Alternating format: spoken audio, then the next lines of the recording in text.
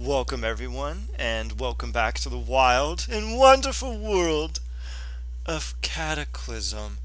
We bring our delightful, our malingering nincompoops, also known as the ne'er-do-wells, back into rotation after a much despised absence. We are now going to discover the consequences of killing 8.1 million people half-assedly. It's going to be a very good session. I have a very specific rotation here when it comes to the initial scene. Um, I'm going to initially start from the top. Asger, my good man, we are going to open with you. The fog has receded, and around you are the innumerable horrors, the alchemical changes of the morning having coursed through the land. As a matter of fact, as you were making your way through the streets, escorting hordes of people, the mists wafted over them, and as they disappeared, the people were gone, save for a single man who you hold now in your hands, his face to the ground, his body limp. How do you react to that scene, Asger? Um,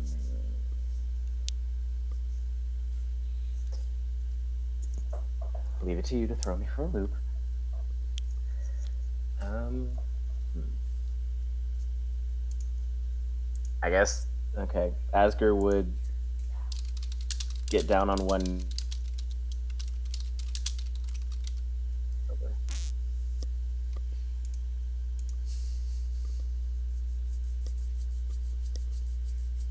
Hello. Yeah, can you hear me? Did you not hear me? Yeah, I said you were going to lay down on the ground.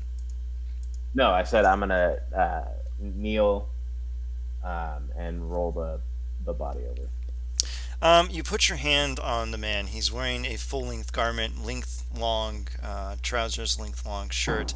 You flip him over, and in lieu of the person that you were holding a few moments beforehand, is what seems to be a scarecrow. And you see only the man's face. What used to be a man's face is now simply a crude burlap sack stuffed with straw.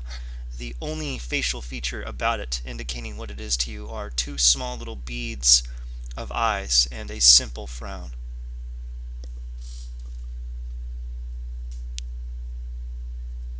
Uh, Asger is really confused and is gonna stand up and look around. I guess. Around you are various corpses and bodies in state of decay. There are people who have turned into statues, people who have melted into the ground.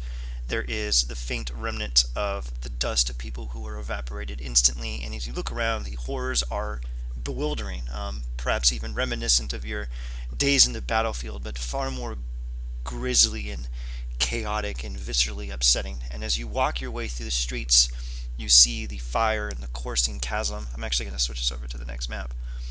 And you find the city is aflame, and everything is tortuous and grim and dark. And surrounding you, you can feel it, tens upon tens of thousands of spirits languishing between this plane and the next, yearning for release.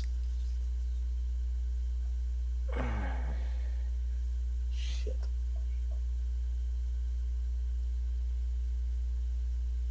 Okay. Mm. All right. I know what. All right. Okay. Wait. Shit. I don't have any. Fuck. Fuck. Where are we in terms of the Great Hall and like my room?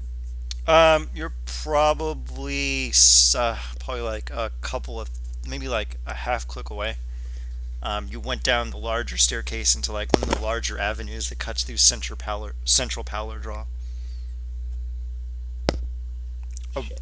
there is one disconcerting thing is you were surrounded by thousands, escaping and fleeing, and now the only sound is you. Yeah, I can see thousands of people running and I don't hear anything. No, like before the fog came, there was hordes of people screaming and panicking, and now there is only the silence of your footsteps upon the stones of power draw. They're all dead. Oh no, yeah, that part I got.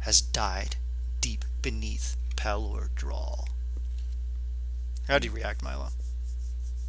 Well, at the first at the sensation of all the death, he kind of takes a deep breath in through his nose, and it's like he's like he's smelling like flowers or something. It's actually rather satisfying. But then when he breathes out, he feels that other thing. It doesn't sit well with him. Um, can I let's see how let's see can I try to discern um do I have a hunch like what overlord might be absent now?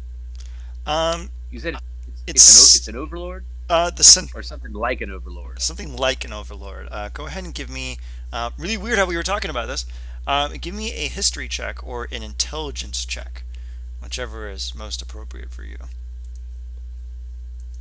History or intelligence? Okay, let's see. Oh yeah, history's fine and dandy. I'll do that.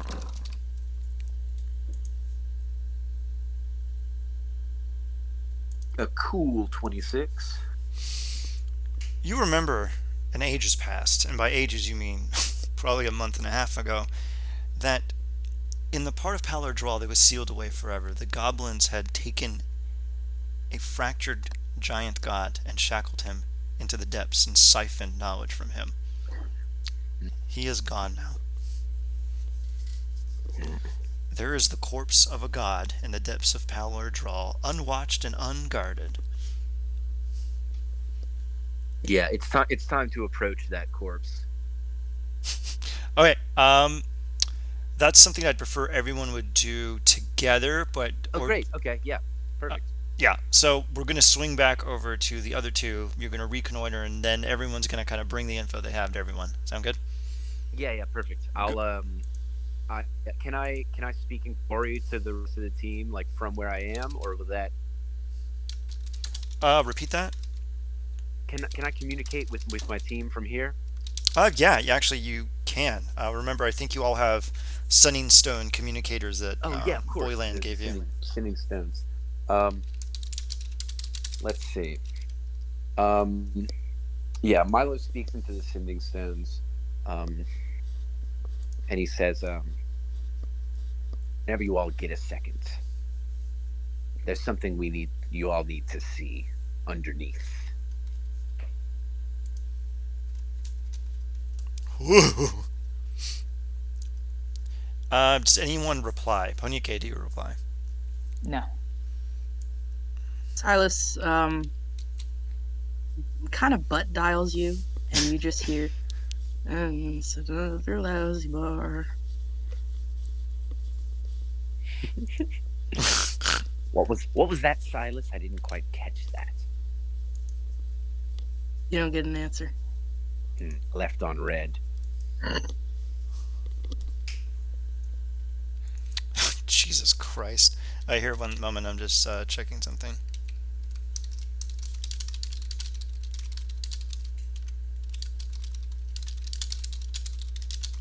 Okay, Ponike. You are. What are you doing right now?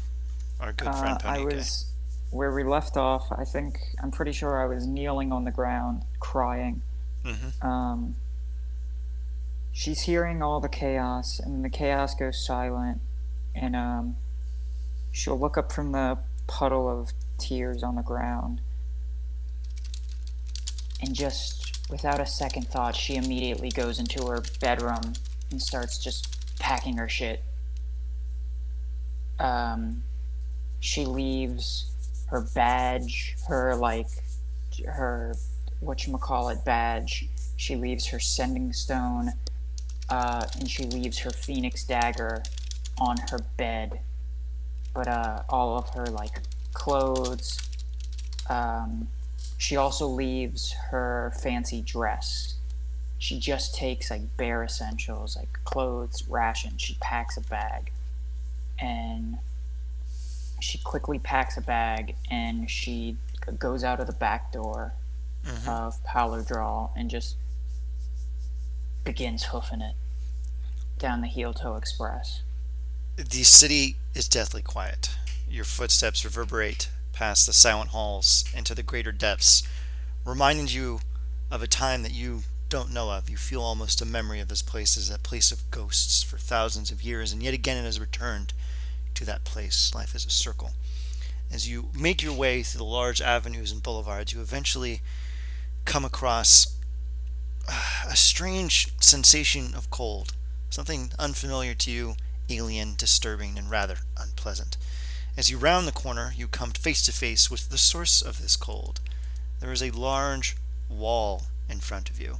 It's solid ice, but within it, pressed flush against the surface through the crystal clear ice where they can be seen, are kobolds. Dozens and dozens of kobolds just stacked atop each other like stones and frozen into place to make a wall. How big? It is about 20 feet wide and 10 feet tall. She How deeply? she Go ahead. she looks at her hair, and she remembers back to interacting with the frozen ice queen, and she remembers um, blacking out in she remembers blacking out for several minutes, and she just feels this like terror build in her. Do you attempt to figure out how to get around the wall? Do you look at the wall a little bit more intently? Yeah. As you start looking at the wall, trying to get a grasp of its sensation, you notice the cracked skin, the scales, and the broken bodies of the kobolds. The quick freeze they underwent cracked their flesh and caused them to bleed, but the pools and rivulets and cracks and seams seem almost to convey something meaningful to you. And as you look at them deeper and deeper, you see that those blood-soaked cracks and furrows within those broken kobold bodies are writing in primordial. Someone sent you a message. I just PM'd it to you. We do not bear these scars nor any other. You will heal as they would not. Shoulder this truth and you will grow, and the grief will be but a passing memory, a body from a prior time.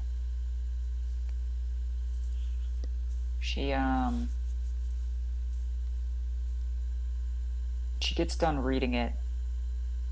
She'll look back at because I assume I got pretty far before seeing the wall, right? Yeah, a fair amount of time. Probably a good 5-10 minutes of walking before you got out to this particular section. She'll she'll look around, kind of look back at Paladral, like the main, like where she's. I can't run away again. And she will activate her wings and begin flying around looking for either her other party members or people in need of, or a way that she can, really just her other party members. Okay. Now, Silas, what does Ponike see from those great rooftops? Onike. You're flying for about 30 seconds, soaring over burning roofs, lines of houses, twisting, turning streets full of nothing and death. And you happen to float over a kind of town square. You've seen it maybe once before. you remember that there was a statue in the middle of it.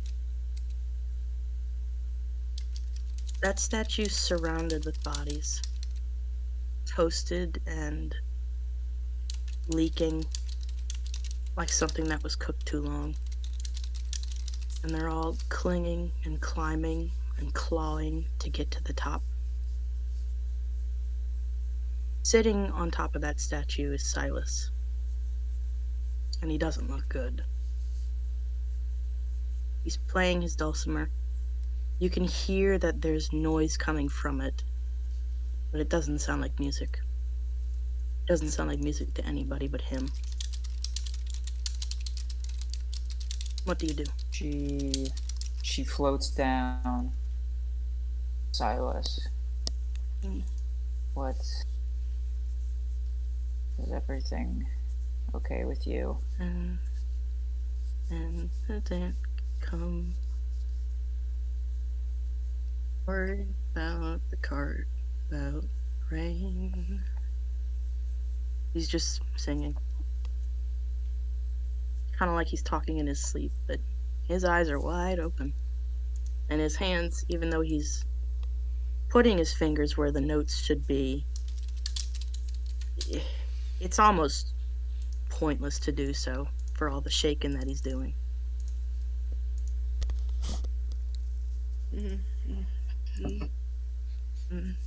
Ponike will cast dancing lights around Silas's head and just try to get his attention with these little like tufts of embers floating around Silas. His head moves for a moment, and he follows them with his eyes. But something's on his mind, and he keeps playing.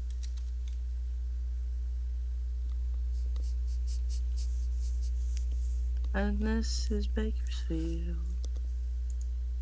And She you've will done everything. float up to get eye level with Silas and get within a couple of feet and kind of snap her fingers. Silas, can you hear me, Silas?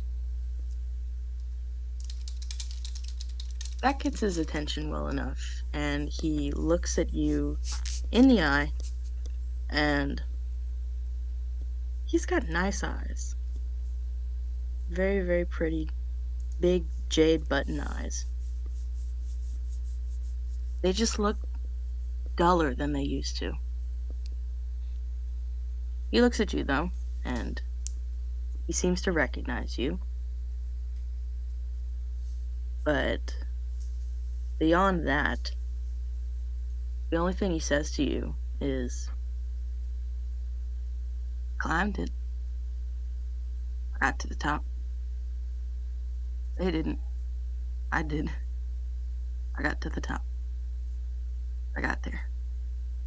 I got to the top. Of course you did. Let's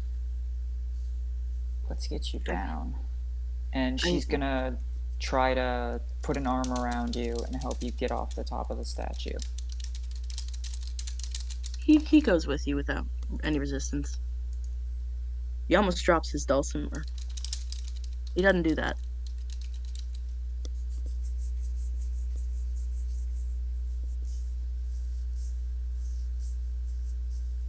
We're gonna... Hey. And she begins walking you back to Polydral. And can't believe I come this far. And it's hot. She'll recognize what you're singing and begin to kind of like mumble along with you. Oh, one quick thing. Milo, are you there, my good man? Yes, I'm here, my good man. All right. You hear strange, melancholic singing coursing through the endless halls of Pallor Drawl, empty as they are now. Do you follow that haunting song? Wait, say that again? You hear a haunting melody coursing through the halls. Do you go find its source? Yeah, yes, I do. It's been the only sound you've heard for a good 20 minutes. It's too silent. Eventually, Milo, Silas, Ponike, you come across one another here in the depths, in the mid range of Palo Draw, the great open sky above you, poking through the top of the destroyed mountain. You come together, and the three of you meet. And the one thing that is obvious is that Asger is not amongst your number. Have y'all seen Asger? Silas just hung. Not since we first arrived. I'll I'll see if I can't lay eyes on him, and I'll take to the sky. Give me a perception check.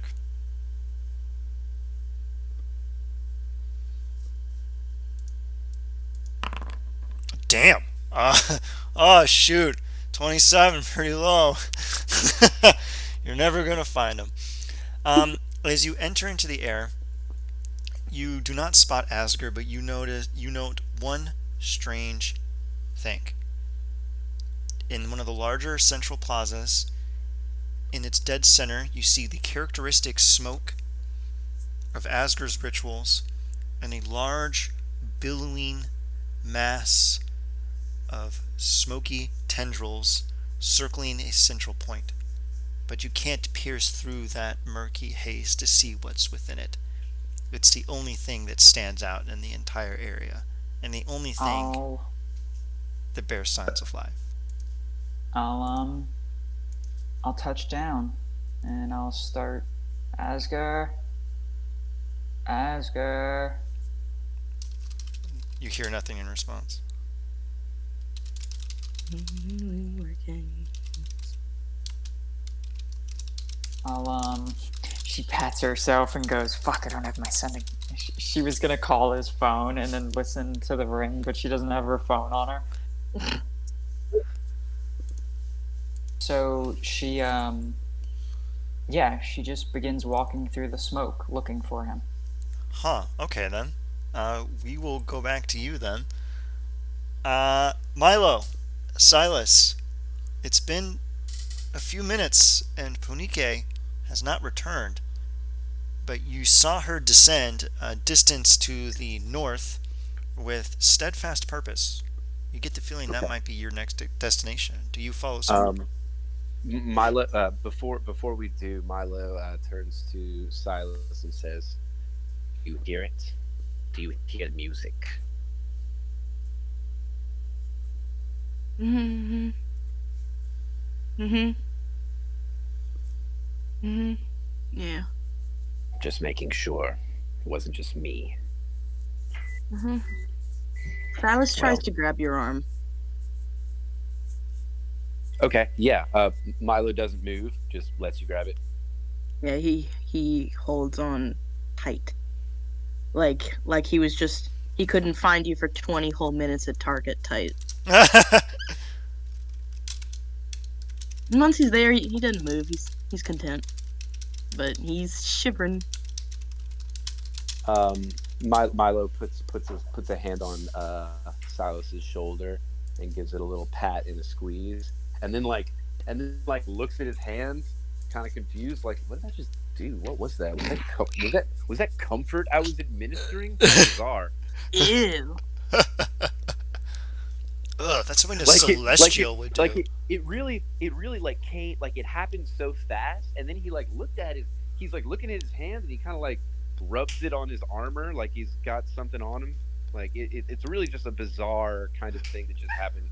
Um, but and then he just turns and says, "I think we should proceed."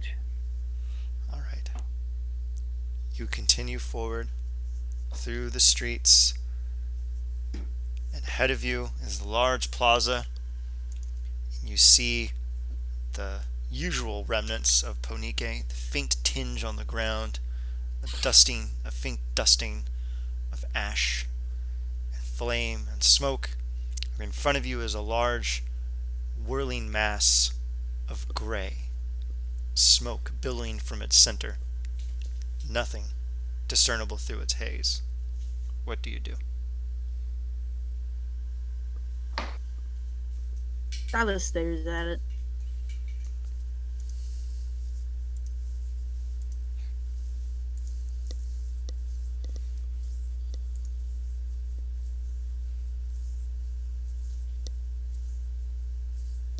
How do you react, Milo? Um, I'm looking to see if I have some sort of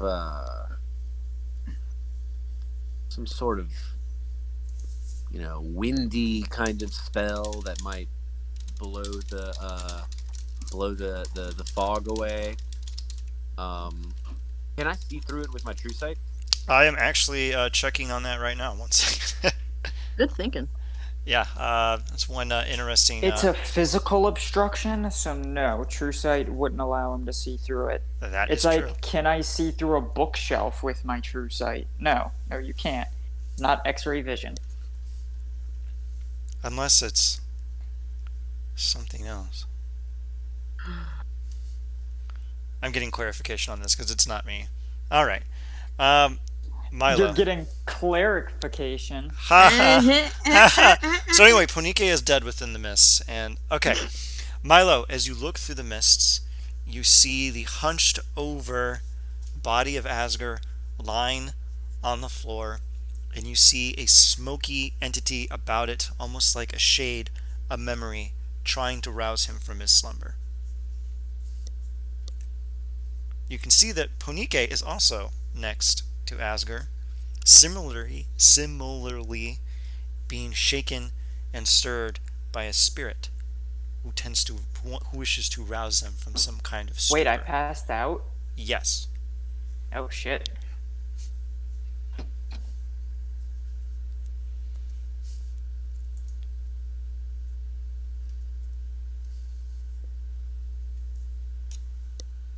Okay, that's rather concerning. Um, so what? So basically, it looks like kind of a shade or some sort of like smoky being. Can I make out its edges? Do I know what this thing is? Roll insight. Great. Oh my god. Thank you. That's my favorite thing to roll. Oh no, Milo has to make an insight check. All right. I That's rolled a six. six, which means it's a 22. So that's not terrible. Oh, to what great heights we rise. Milo, you give this a very long, fiendish think. You've been around for a long time, and you've seen Asger go about things. This seems to be a particularly magnified version of a ritual that he would undertake. You get the feeling he is communing with hell in some way, and Ponike has also been taken along for the ride. You reach a pretty reasonable conclusion that this is not a threatening situation. It's just an odd situation. Okay. I want to help facilitate whatever ritual this is. I want to give it a boost. You, give me another insight check. Let's see here. Why don't you somehow critically fail this? Wow, with a Wow. 32. Terrible. Terrible. You look into the mists and realize that being within the incense will draw you into the ritual. You and Silas should enter, and then perhaps then we can bring this resolution out quicker than standing out here with our thumbs in our hands. Yeah. Milo turns to Silas and says, "Well, it's time we join our friends in the spooky smoke." He just hugs your arm tighter. All right. We walk into the mysterious smoke, arms linked. Perfect. And take it away, Asger. All right. So you don't actually sense this, but both of your bodies immediately just drop to the ground. Everything goes black for all three of you. And as it slowly starts to clear, you are brought to a white void. There's nothing there except as you slowly look around, you see Asger. And he's sitting as he usually does in any of his rituals that any of you have seen him do. And he looks to be reaching forward. You can't really see what he's reaching forward for, but it looks purposeful. And as he seemingly touches something, everything goes black yet again. And as the fog clears, all of you see the exact same thing. You are no longer within your own body. You look around you and you don't have time to think before you realize you're surrounded by chaos. A battle's taking place. Sounds of clashing steel, screaming, pain, and all of a sudden an anxiety fills you. You're not far from home. This farm is just 2 farms over. As this anxiety fills you, you hear screams of pain and terror as a boulder the size of a small building flies over your head and slams into the farm that you are rushing to. But instead of fear, you feel purpose. Your body just takes over, and you run, and you run, and you get to the barn where the boulder crashed through.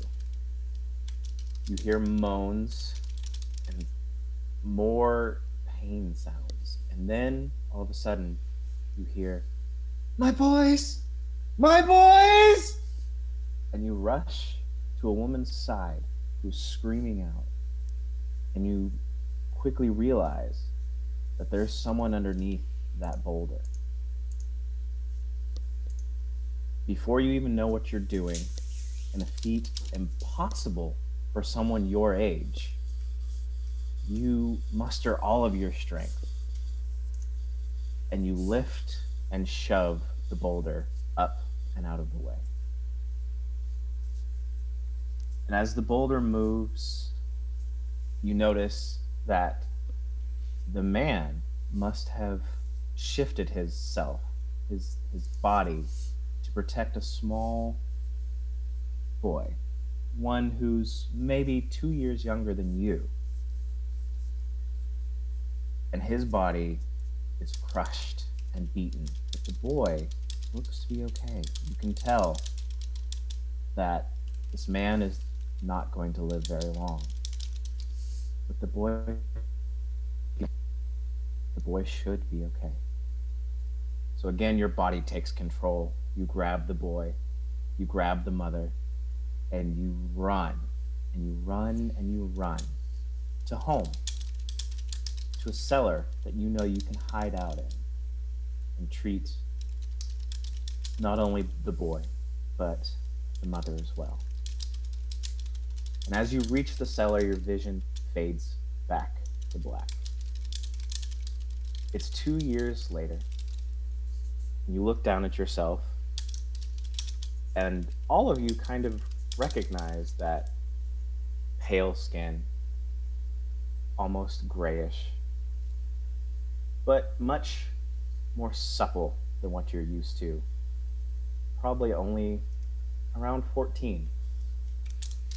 And then you see what you know is to be your new brother, Yulfgir.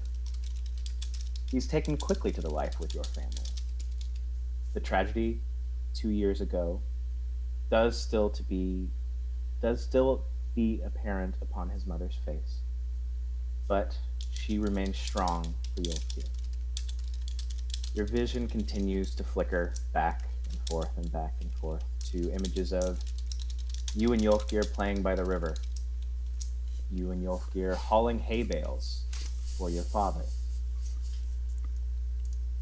All of a sudden, you're teaching him how to fight, how to protect himself because recently he got beaten up at the market. And slowly, more and more of these visions fill your mind and fill you. And you realize that he's become a true friend and a true brother to you. You begin to feel pride in the man that he is becoming. And you feel sad knowing that you have to leave soon. The fog takes you again. This time, the haze slowly begins to clear, but you're confused because your vision is still dark. It's still black, and then slowly trees and fields become slightly apparent. And you realize you're on a night mission with the silver hand. You've been you had been recollecting on your simple farm life and how you missed your mother and father, and especially Yolfgir. You're filled with a sense of sadness and melancholy. But before long, your captain Iria comes by and he gives the signal to move forward silently. You make your way to a familiar clearing, one you haven't been to since you left home 6 years prior. An unfamiliar nervousness fills you, something you're really not used to feeling because battle is your thing. You're always ready. But all of a sudden, you're unnerved. And as you get closer, you can hear orders being barked out by a hooded figure far to the left of this clearing. And as you slowly bring your gaze that way, you see the hooded figure surrounded by 18 skeleton soldiers, 12 with crossbows, 6 with spears, all pointed at a group of hostages whose expressions range from terror to resignation of their fate. You hear the hooded figure bark out another order: "Run, or my men here will end your life. And if you make it to the other side of the clearing, you can run free." You look forward to the hostages and they stay frozen in place until one of the skeletons spears a woman through the chest. All hell breaks loose. The hostages run in terror until the fastest of them seems to freeze in place for a moment and then is torn apart by a flash of purple magical energy that explodes from the ground, viscera and offal flying everywhere. And as the first mine explodes, more go off simultaneously, and half of the hostages are blown to pieces in an instant. The others begin to fall, transfixed with crossbow bolts, as the hooded figure laughs, and those laughs echo across the clearing. And then all of a sudden, his demeanor shifts. His hands begin waving in odd patterns, and his voice becomes a chant. As his motions finish, the hostages who are blown apart slowly begin to reanimate, their flesh falling away from bone, leaving behind skeletal soldiers for what is now apparent the necromancer's army. Those who had been felled with crossbow bolts begin to rise as well, though they keep their flesh, and the bolts remain in their bodies. A young man within the ranks of the hostages rises and turns to face the hooded necromancer. And as he turns, the light of the moonlight washes upon his face, and you feel your heart fall through your chest and into your feet. That man is Yolfgir. He has been reanimated. A familiar welling surges through you, and you see your captain run over to you and attempt to calm you or to even stop you, but it's too late. Your eyes go red and you charge into the clearing, screaming out for your brother, tears streaming down your face. And to your surprise, he turns to you, and recognition can be seen on his face. He looks to you with fear and confusion as the necromancer barks orders again. "Kill the intruder! Search the area!" All the skeletons turn towards you as do all of the zombies, even Yolfgir, as they flood towards you. Spear in hand, you know what must be done, and in that moment you are filled with a familiar voice. You must eradicate them, dearest Asger. All of them. You know this to be the voice of your mistress, and you know you cannot disobey her, but you cannot help but feel disdain and anger towards her for not realizing what a heavy burden she lays upon you. As a flood of undead surges towards you, you notice Yolfgir pounces on one of the skeletons, yanks the spear out of its hand, and tears the skeleton apart. He then rises with the spear and looks towards you and moans, "Brother, help, brother," as he turns and attacks the undead around him.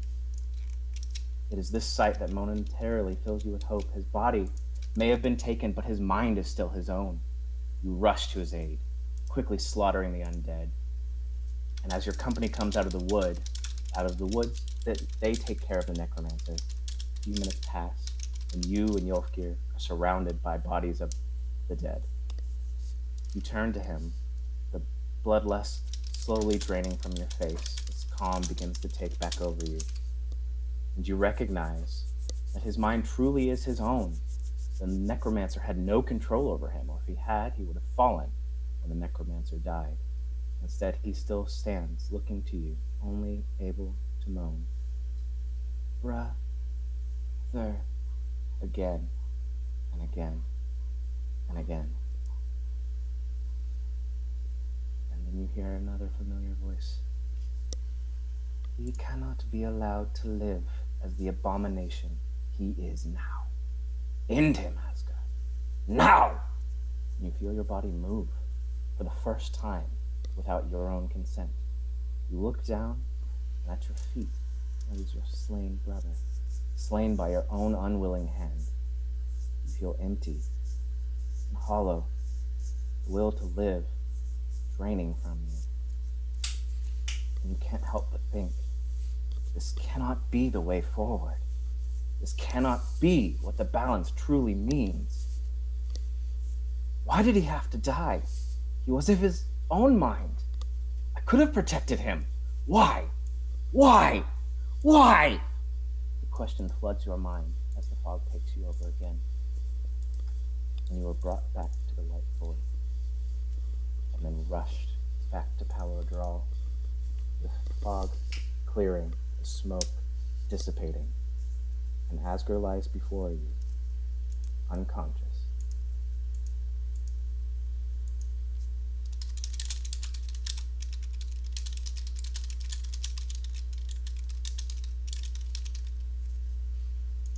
Excellent work, Asger. Now you see before you the broken, battered, and bruised body of Can we Asger. have a minute? Yeah, I know. Like I'm Fucking genuinely, good I'm job. like genuinely crying. That was really good, dude. Good Yeah. job. Fucking awesome. Thank you. Okay, I'll Thank pause. you. I'll pause the recording for a minute to get yourselves back into character.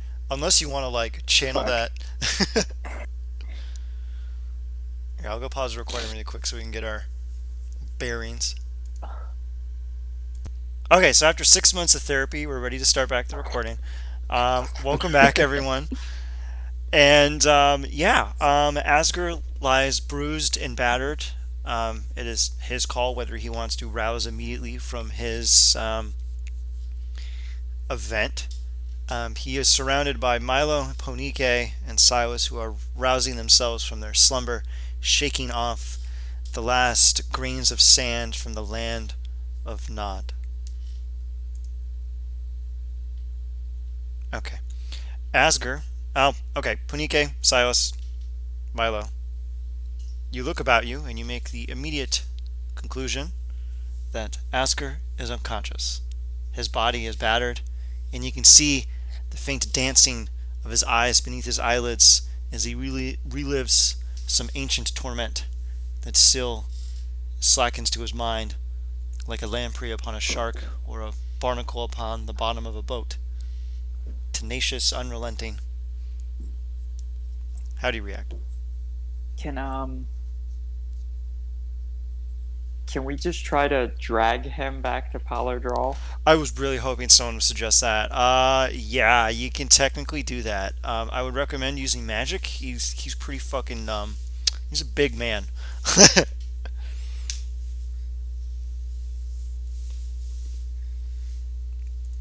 What's everyone?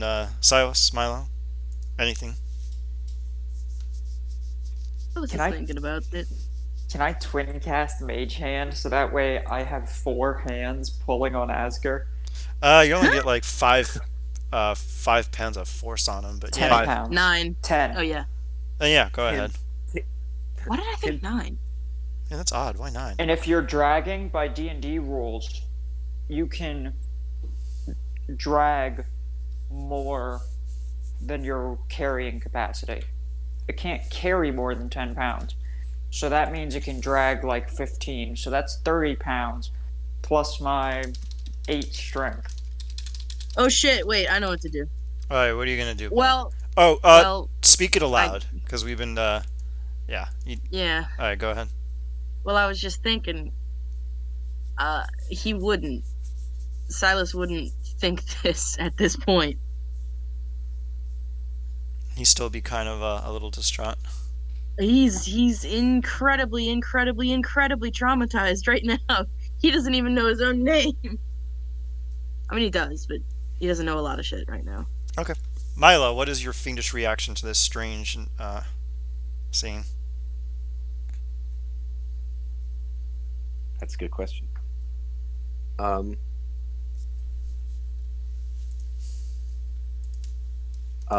He just kind of stands in silence and kind of watches, like looks from face to face, and I guess helps out with Asgard. Is there anything else here? Is it just Asgard? Did he like drop his shit? Is it like just Thread Sever is standing nearby. Great. I'll grab Thread Sever. Oh. Oh. With the mage hand or something. Okay, smart, Yeah. Smart man. Never touch his weapon. Yeah, never touch anything. Oh man, Milo grabbing Thread Sever. Something cool might happen, but Something terrible Make will your happen. choice. Make your choice. What do you do? I actually don't know if I can move. I have telepathy, but not telekinesis. Yeah, Actually, you'd have to physically grab it. Yeah. Can I like wrap it in a cloak or something? Does that? Okay, first off, do you remember what happens when someone touches it who is not Asgard? I do. They just like instantly die, right? No, but like Milo They knows don't that have fun. Milo knows Yeah. that touching it directly is bad.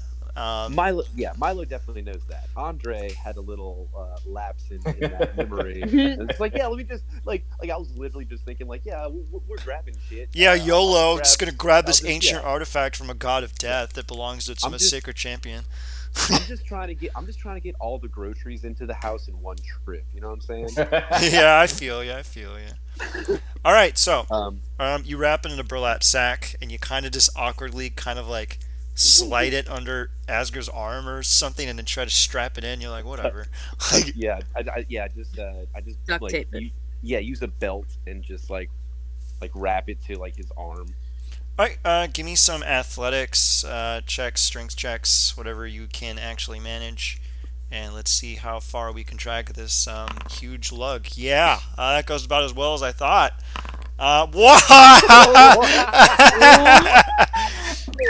So the entire party died. Ooh. Oh my lord. I'm gonna Okay, spend a sorcery no, point no, to but- take that with advantage, so that way I have a 13 instead of a 6. Okay, you start dragging him up the stairs, right? Punike and Milo, you get him up the stairs a little bit. Silas isn't helping. Silence is dejected. Milo and Punike, you lose your grip or whatever, so Asger's body just goes clunk, clunk, clunk, sliding down the staircase like at full speed. Silas looks up and lets out like menacing honk, and then like gets hit by Asger. and then is stuck on top of Asger's body, who keeps sliding down this giant staircase that's easily 1,000 feet, and then clunk, clunk, clunk, clunk, clunk, clunk, clunk, and then Asger and Silas are at the bottom. Silas is now pinned underneath Asger's body. Threadsever's blade is right over Silas's neck, ever so slightly, digging into them just a little bit, but not too much. And you can see the large shining gem in its pommel that is now dead because he used it. And you go, whew. What do we do? Ponike takes a deep sigh. Goes back downstairs. Can I cast fly on an unconscious body, and then the body will just like fly in the air? I'm gonna read fly really quick because that sounds really dumb. You touch a willing creature, he can't consent because he's unconscious. Okay. Don't argue. Can I do an explosion underneath him and send him flying up this thing? Do not grenade jump Asker's body of Let's this. see. Does anyone know enlarge reduce? Can't we just make him small? Are you guys still there? Yeah. Yeah. Yeah. Make him small. Make him small. Do it. Do it. Who has enlarged reduce? Right, cut out I for it. don't. I don't. I also don't have any spell slots. Oh. Well, I mean, yeah. I do, but they're all shitty. Yeah, I don't know that shit either. All right. We're gonna have to get clever here to move this body. Our one utility caster is dead. Okay, wait. You know what? Oh yeah. Anytime you need to do anything practical, the rest of you people just throw up your hands. We've tried nothing, and we're all out of ideas. Yeah, exactly. No, you know what, dude? I can just. Oh wait. How far from power draw are we? We're like underneath, right? Yeah, you probably have like maybe a third of a click to go, maybe like 2,000, 3,000 feet. You have to go up the staircase, through the front door, and down the hall, and you'll end up in the Great Hall. Okay. Well, I was thinking I would go and grab some like fucking orcs or trolls or something to Everyone's help dead. us out. Wait, instead, go ahead. Can I just heal his ass so he can stand up and carry his own self? You can cast Restoration on him. But will it work? I don't know. But will it work? Let's see. I think I have some slots. Where's Greater Restoration? Is that a 5? Yeah. Yeah, I'll do Greater Restoration. Here, 1 second. Double checking here. Make Wait, sure. let's see. One of the following effects. Well, that looks like it may not actually work.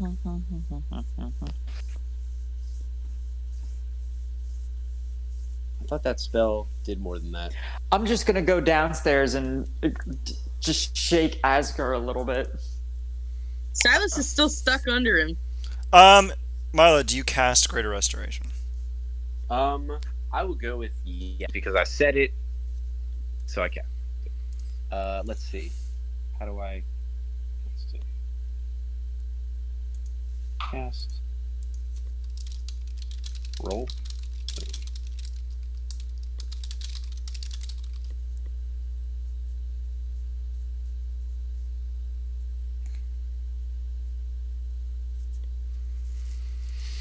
Everybody have fun tonight. All right. Asger, go ahead.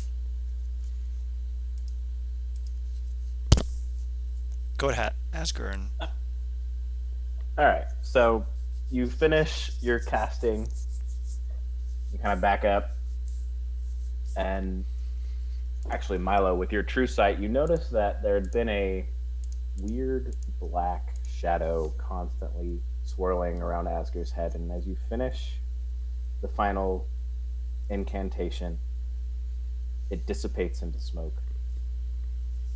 You see Asger's kind of eyelids flutter, and he looks utterly confused as his eyes kind of roll back forward. He looks around, he looks at all of you,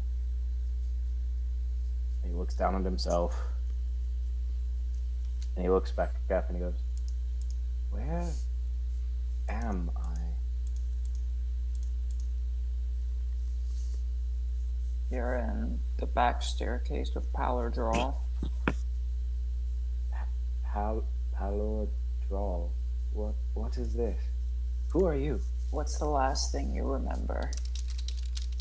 My brother.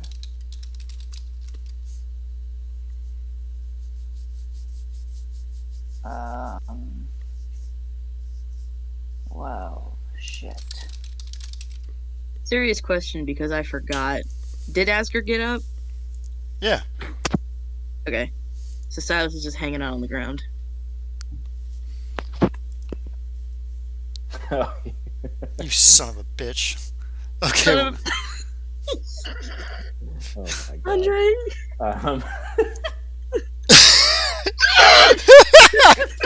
Okay, so back to the seriousness. Oh, Lord. What are we All doing right. here? Asger is awoken from his slumber. Milo is So down. Go ahead. So Asger rolls off of Silas and kind of looks down at you, confused, looks at the scythe, confused, looks at everyone, exceedingly confused, and then you see his eyes kind of flutter again, and he turns to the side and vomits heavily. There we go. Falls to his knees, hands on the ground, kind of still reeling, and then stands up. And as he was vomiting, you all noticed more and more of that familiar smoke that had always surrounded him anytime he does his ritual pouring out of his body. And as he sits up, he coughs a few times. A couple small clouds of the smoke come out. And he shakes his head and he looks at all of you and he goes, Silas, why in the hell are you on the ground? Okay, so Silas you. just turns his head and looks at you. Okay, good. You don't have full amnesia. I was worried for a second. I don't have what? Where? What happened to Belfen? Where? How the fuck did we get here? What's the last thing you remember? The Oh no, Silas rolled dexterity saving throw. Oh. Oh man, okay. Let's see. Ponige will sit down next to Asger. You dodged the puke. Okay, go ahead. What's Asger kind the of last thing you remember? we were on the machine and it got really hot and I picked it up. I picked Belfen up. And then it gets blurry and then I remember flying over to Milo and then being here. He's dead. Panike starts to tear up and she grabs your shoulder and goes, I fucked up. I tried to fix the machine and I fucked up and Belfin had to give his life to fix what I broke and prevent the mourning from expanding over all of Eberron. You see Asgard look down, and then his eyes slowly widen, and you see realization on his face.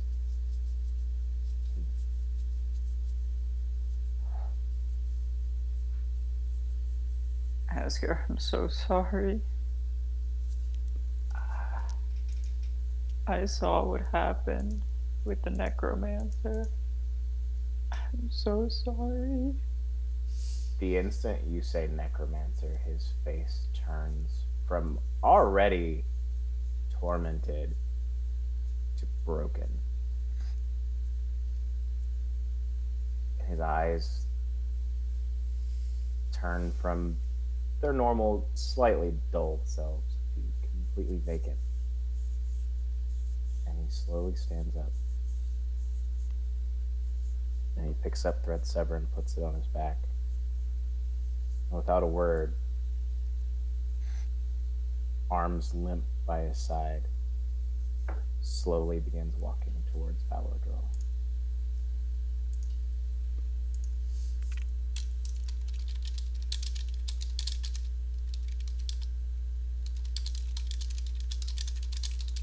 Milo stands up and looks at him, watches him go away, and then turns to Ponike and just like looks at her in her eyes and like holds her gaze for a few seconds and then gives like a very small nod, almost imperceptible, and then turns to follow Asger.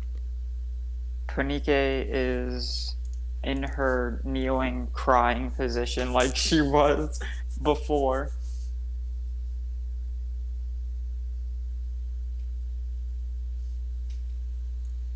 Silas hasn't moved, but he's holding his dulcimer now. Asger, He continues walking. It's almost as if he didn't even hear you. It's not like he heard you and is ignoring you. It's as if there's nothing in this world that can snap him out right now. she stands up and she faces you and she goes, "We do not bear these scars nor any other. You will heal as they would not. Shoulder this truth and you will grow, and the grief will be but a passing memory, a body from a prior time."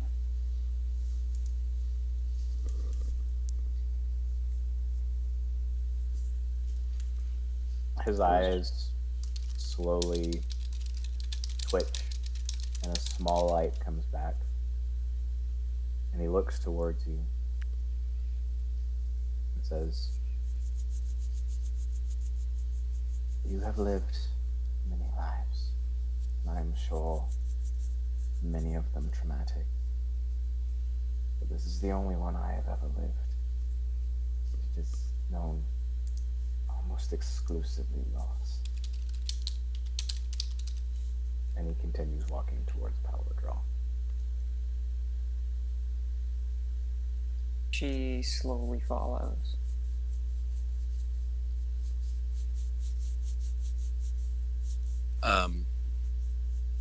Milo's headed that direction, but then he turns around. Is Silas still on the ground? Oh, yeah. All right, Milo walks towards Silas and sits down next to him. And he turns to Ponike and says, "We'll be there momentarily."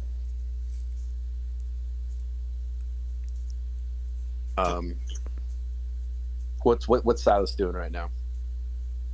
Well, now he's looking at you. But beyond that, not much. He's breathing with his mouth open. He's clutching his dulcimer to his chest. And he's kind of curled up in the fetal position on his side. His right side. Silas.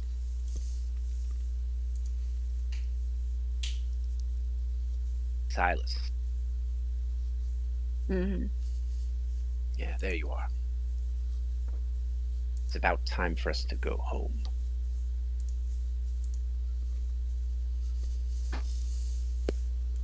How are you feeling? One second. Hang on, guys.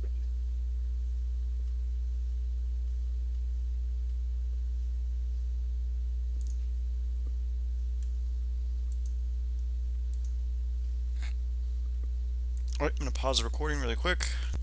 Okay, the foul clinkers have been destroyed, and we are now returning back to the scene. Silas, Milo has just told you that it is time to return home. How do you respond?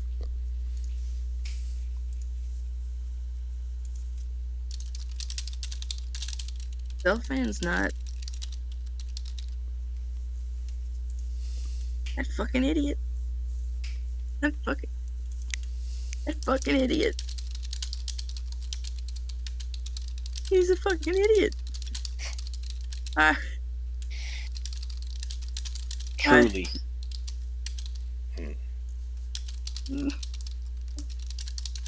Fucking idiot.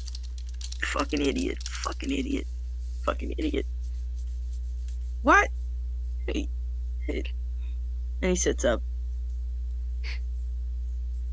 He's just having him. Go on. I'm sorry. He was one of the smartest men I've ever met. But yeah, what a fucking idiot.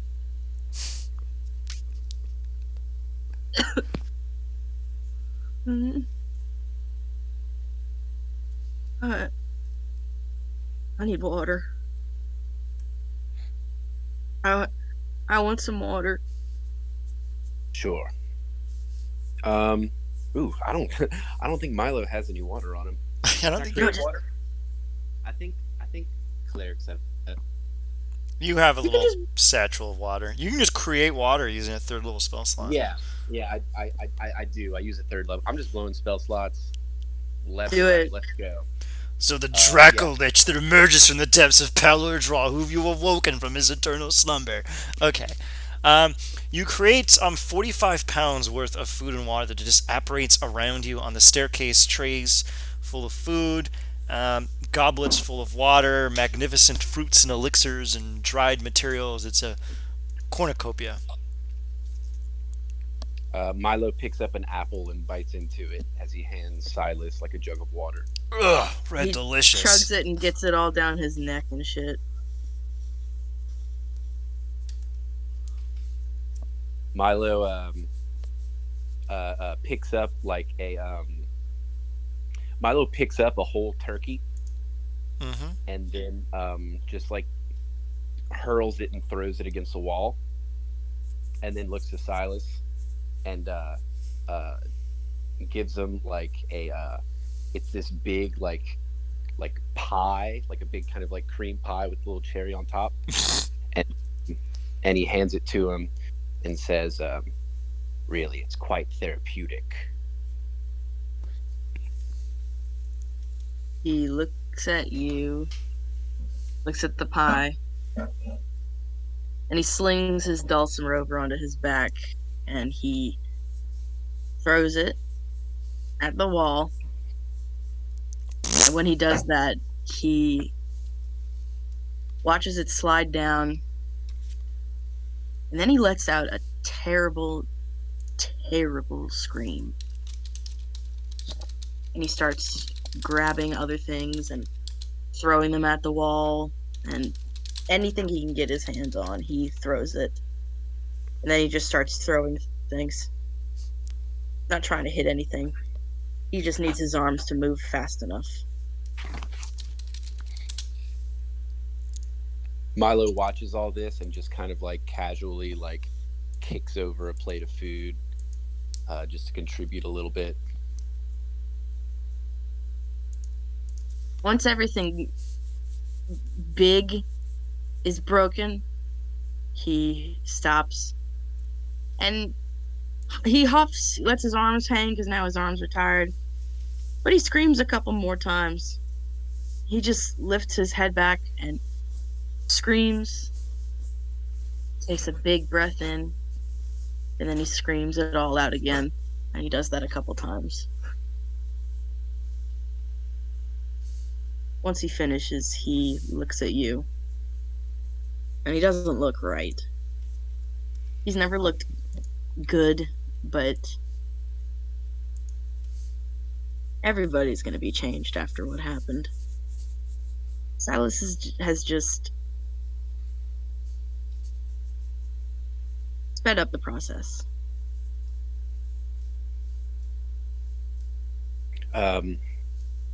Milo looks at him and says, "You look ready."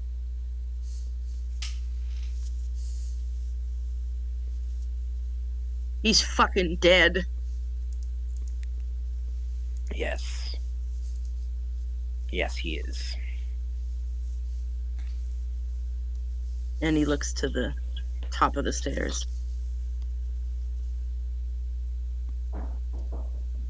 All right.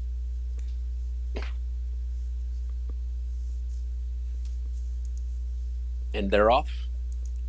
You Off scamper. to see the The wizard. the wonderful wizard of. Wizard of Oz. And you climb up the stairs and you enter into the great hall. The doors burst open, the fires are lit, the sconces are aflame, and here you are.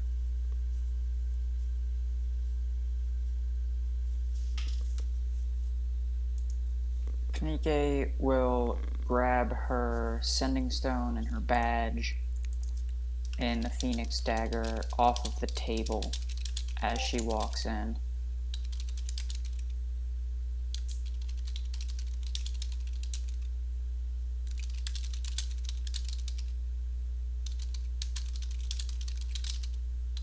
and go into her bedroom. Milo walks over and he's about to sit in a chair, and then he looks at the chair and kind of moves it so it's standing on two legs, and then puts it down. And you see him walk along the long dining room table, and he's kind of like touching the ends of his claws on it as he walks, and he and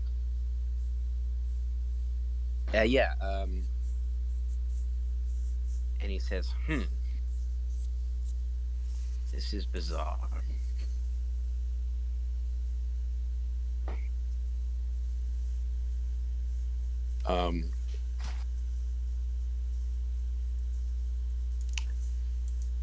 He kind of reads the room, and there's if there's not much of a reaction to this, he'll just sit in one of the chairs.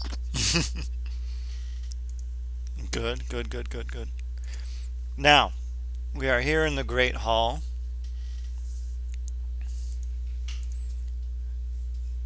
What grim news do we wish to discuss first?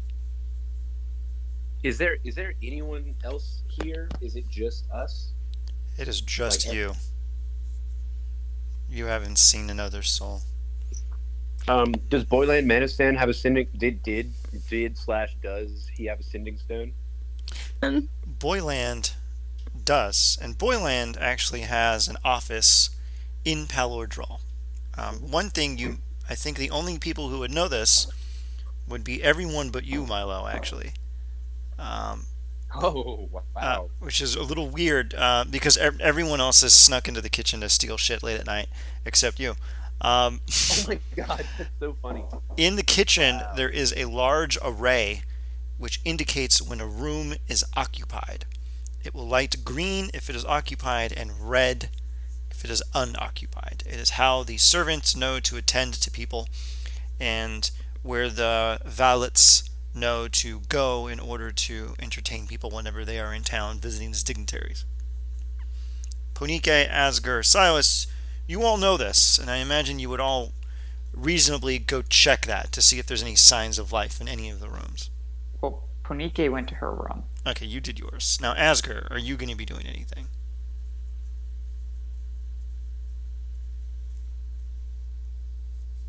Actually, yeah, the first thing Asger would do would he'd go to his room very quickly, recollect some more of his powder,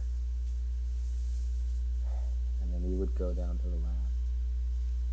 You enter into the kitchen, and you see that the entire array is red, except for two.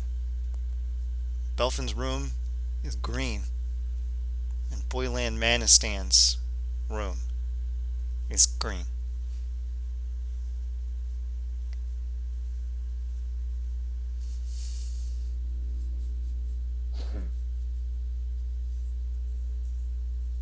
Asger doesn't say a word. He just walks out and goes to Belfin's room. I would actually recommend for that scene that everyone is there because something pretty emotionally. Yeah, Ponike will follow.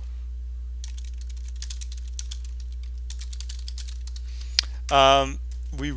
As will Silas. Okay, good. I was waiting for that. And Yeah, Milo, you're coming. Forgot that I was Yeah, muted. Milo goes too. Let's do it. All right, perfect. You skulk down and you find yourself in front of Belfin's door. The exterior is relatively unnoteworthy except for what seems to be a strange slot in its exterior. What does the slot look like? It is rectangular with a small protrusion on its north side, jutting upwards. It looks like a flask at first glance.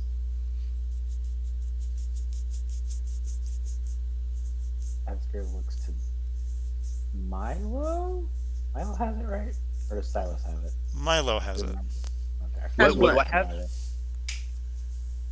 What do I have? You have Beautiful smile. Belfin's that too.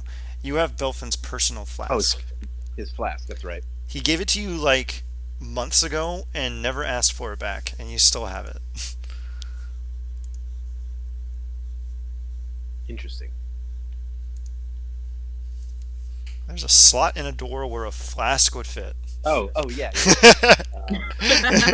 yeah. Milo looks at it and like scratches his head and like tries to put his hand in, and then puts his key in and tries to put his foot in, and then looks at the flask and then tries to put his foot in and then tries to put his hand in, and The then lid. Asgore thumps you and in then the he puts- forehead. and then he puts the flask in.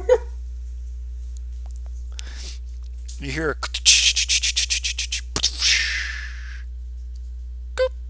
and the door opens and you enter into the interior of Belfin's room. You can all see the map, correct? No, you have to put our tokens down. Oh shit, yeah, here, one second. Mr. Milo, Madame Ponique, Mr. Silas, and Mr. Oh Asgore. yeah. Yeah, this old room. Yep. In the Grab a center, spyglass from it. yep, a hologram lights up in the center, and it is a hologram of Belfin. And the following recording begins to play.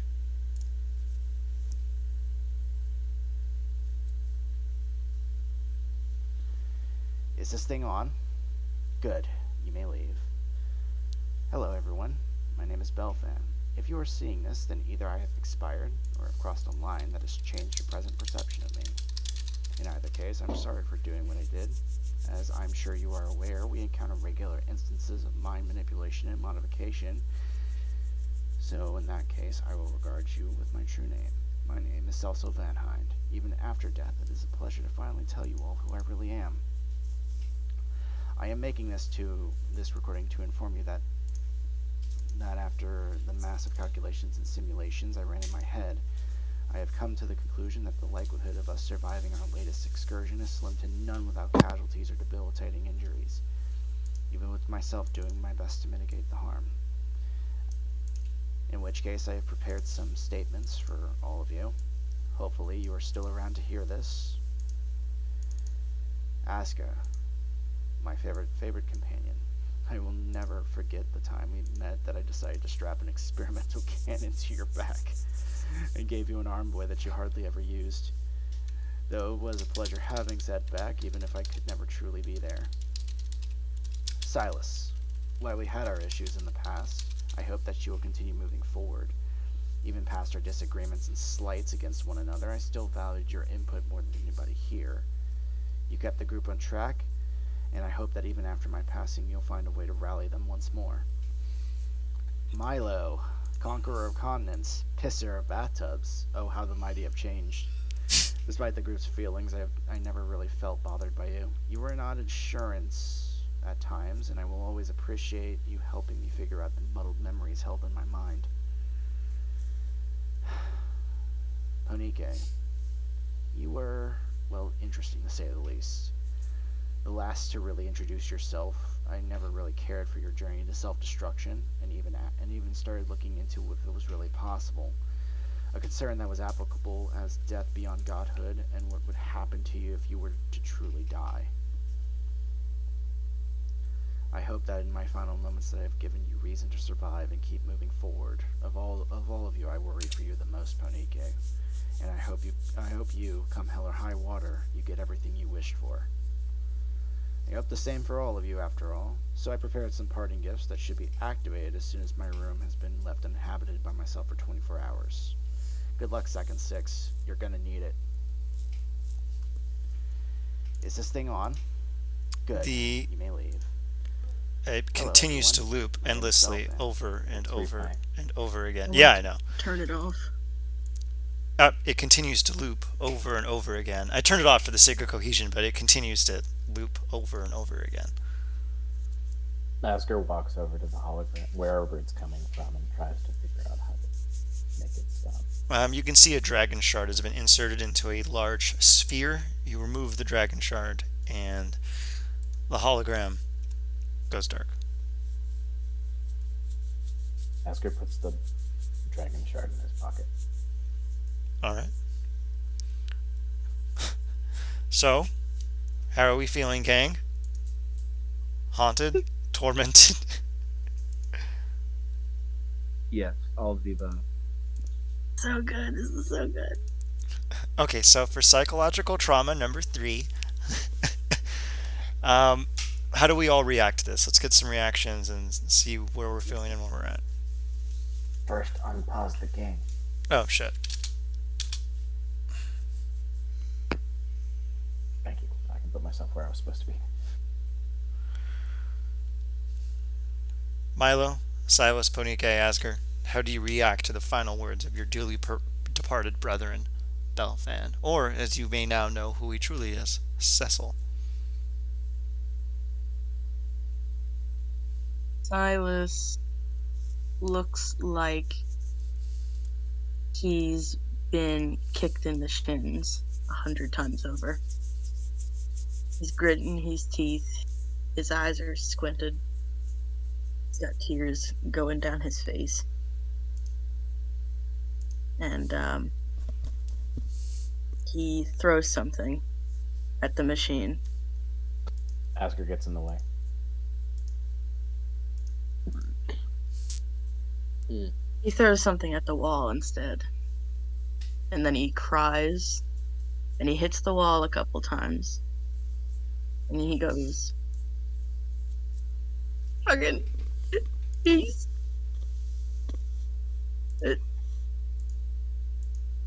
he's just fucking, he can't do that. Nobody gets to say goodbye after. And his smart ass fucking figured it out. Fucking.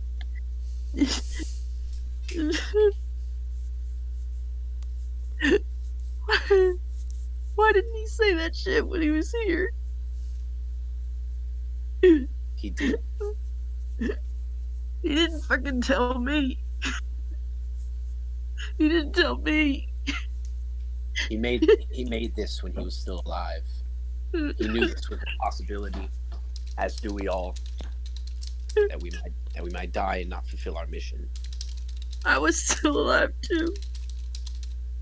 Why didn't he fucking tell me when I was here? Why did he fucking wait to tell me that he liked what I had to say? Why did he fucking wait?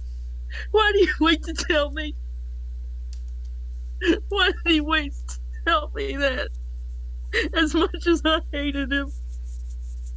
As much as I wanted to kill him. And he liked me. He liked me.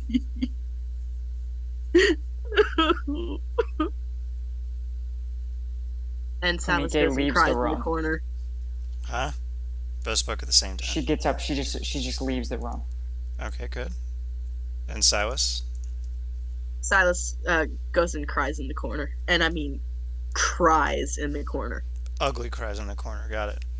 Incredibly ugly crying in the corner. Milo, Asger, how do you react? Milo walks over to Asger and puts a hand on his shoulder.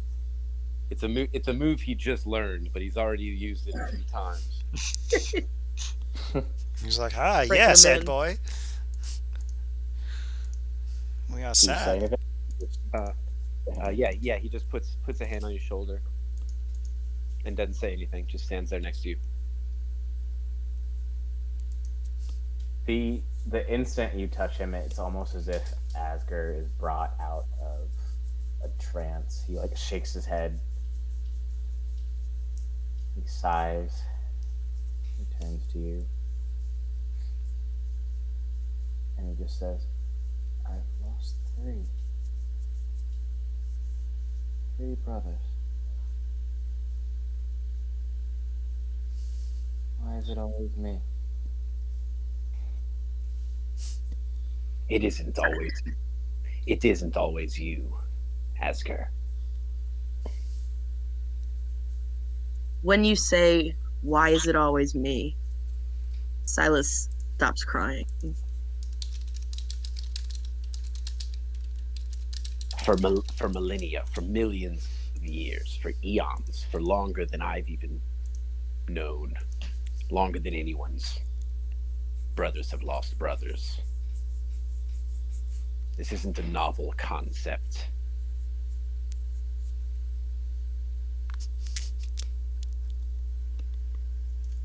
This existence is rife full of suffering.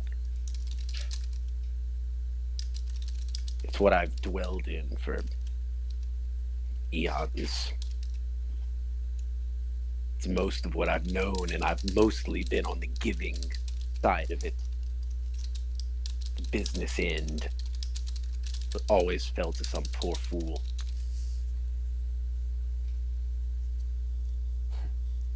But no.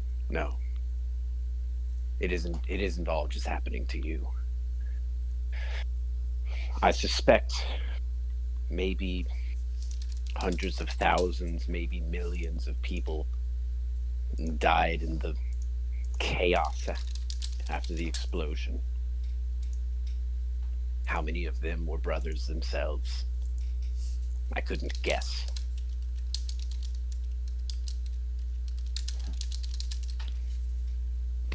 Ponike was sitting right outside the door, and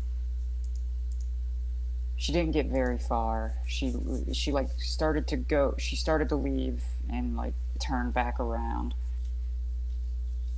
and she's standing in the doorway. She goes,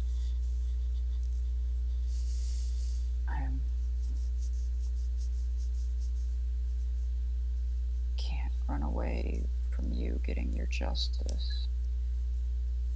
I'm sorry for what I did. You deserve vengeance.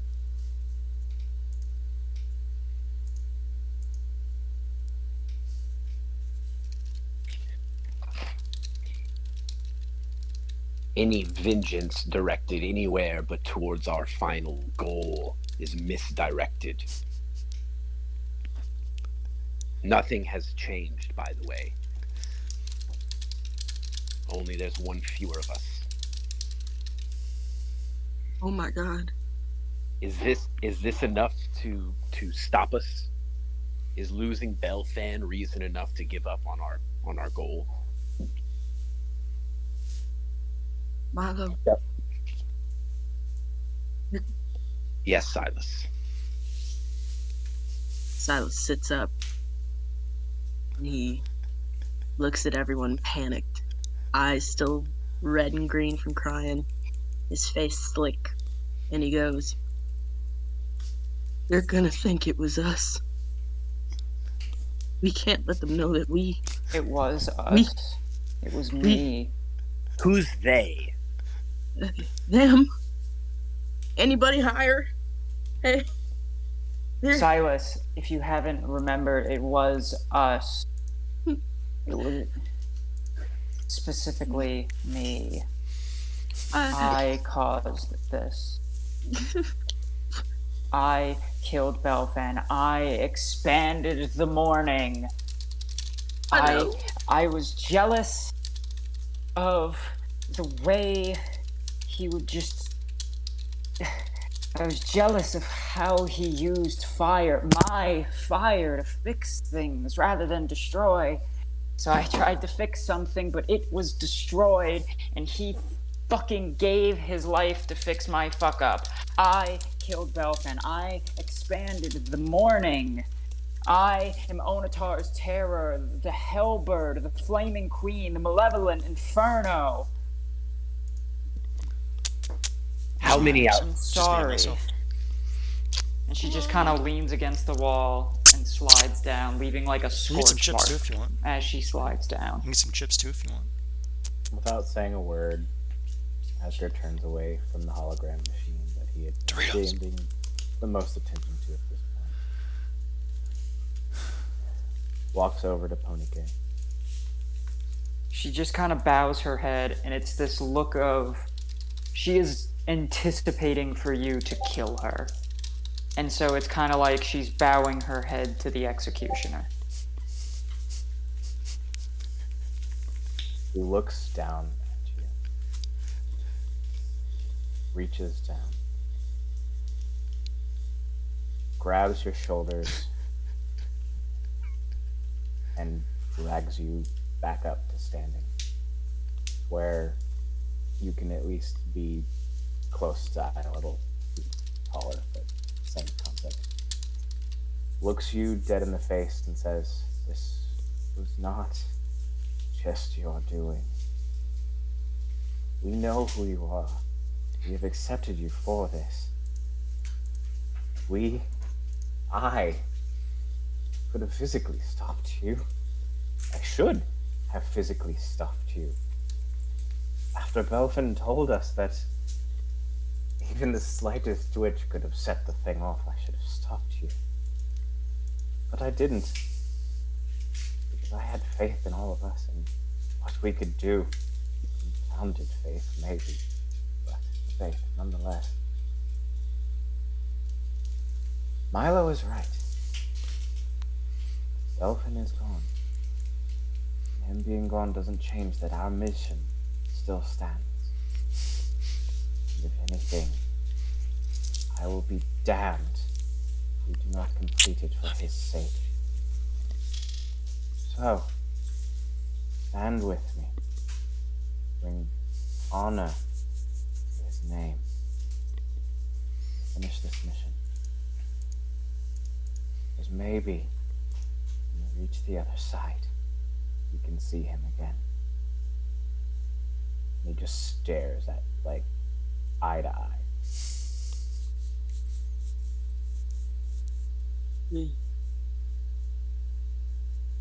They're gonna arrest us. So be We're it. gonna. No, no, okay. I don't. Not if our bodies aren't to be found. Everyone died in the morning. Who knows? Belfin and all 4 of us died in the morning. Yes. I think we can use this. Yes, buddy. Yes. How many people? Who knows that we are alive right now? The Anyone? sooner we get out of here, the less people know. I have a couple of caves out in the Talentina Plains that I typically like to hide out in. Wait. What about Boyland? What about the people? What people? The dead or the living? Fuck the people. The Milo is right. We the need to focus on the mission. The dead or the living, Silas? The living, the people.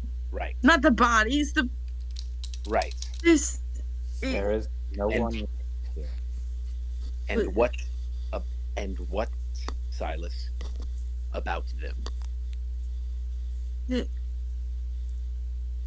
We can't. If there's someone here, we can't just leave them. I wouldn't want to get left. Not in all that. Okay. So, just help me understand. So we find survivors and save them. Yes. Yeah. Is that okay? It's the survivors who arrest us for those who didn't survive. Who is going to arrest us? I don't know. I'm just Silas. scared. Milo is like, he kind of like looks like he's about to say something in frustration, but he settles himself and puts his hand on Silas's shoulder. Silas, we shouldn't concern ourselves with what the local constabulary might think about our wrongdoings. There are bigger forces at play. We are going to win. We do not need to worry about what the people think, because the people will all die, just as those have died today. They are not, they will not be with us in the next. But we will, Silas, we will be there. Like Asger said, maybe somehow Belfan will be with us. But none of those people, none of their thoughts about us, none of their, no, nothing. Nothing of them will remain. And they are not going to arrest us. They are not going to kill us. They are not going to stop us. No one will. Unless we do ourselves. Who's That's the gonna only help in thing. between? Who's going to what? They're still here, though. It has. We aren't. We aren't there yet. We can't. No. Can't we help them while they're still here? If there's anyone else left to help, I suppose we can help them. I suppose we could put it to a vote, perhaps. And then he looks around and sees that there's just four of us, and he's just like, not ideal. Where's Boyd? Sorry, I love even parties. He was hiding in the vents. Asger, you can relay the information about that Boyland's light was also green. Asger looks around and says, The only other light other than this that was on was also Boylan's. What? And you see Silas Asger gets up and runs out of the door. walks over. Well, you leave. Asger walks over to the hologram machine and throws it into the bag of holding before he leaves. And then picks up the gift that Belfin has left for him. Oh shit! Yeah. What were the gifts? Oh yeah. You will Forgot our party favors. get them tomorrow morning. Okay. Ponike quickly follows right on Silas's heels. Yeah, Silas runs out and where's Aren't you it's right tired? next to us? Oh. It is down the hall, overlooking one of the drive valleys. Boyland really got a kick out of that view. You're in the front of the door, and ever so faintly. Here, 1 second. I'm right on Silas's heels, and I go, as we're going down the hallway, aren't you tired of this councilary ballet, this intricate bullshit of dance and fluttery, when we could just do just like what Milo said, what we've been saying, what we should have been doing, focusing on the mission, fuck these kings and saving palaces from invasion, and fuck these councilary meetings. God, I hope I never go to a councilary meeting again. At the world I will create, the new world we create, will never have a councilary meeting one, if my hand helps to create it. We Silas can turns focus around. on the mission. Silas whips around, stops running, and he throws his hat in your face. It And he says- immediately gets incinerated. She immediately lights it on fire the second it touches her nose. And he points at you and he says, "The world I make's not gonna have any cold motherfuckers like you." And then he runs to the door and he starts banging on it with his fists, howling for not Belfan, sorry, for Boyland. Giga Chad response, by the way. Yes. Cold is such a great choice of word. Trust me, You hear, fires you feel will grow cold soon What? enough. who is it? Boyland, open the door! I can't. You gotta break the door down. I need help. Yeah, okay. And he screams for Asger. Asger's like, you need the door taken care of. Yeah. Wait, Bender, you can't bend a door. Listen, I know that, and You know that. This door looks pretty stupid. Okay, Oscar, you didn't go bend that door. Oh, I can't hear you. Hold on. Oh, now I can. Yeah. So after watching the two of you have your little spat for a second, here's Boyland. Sighs. Still pretty beaten to shit at this point.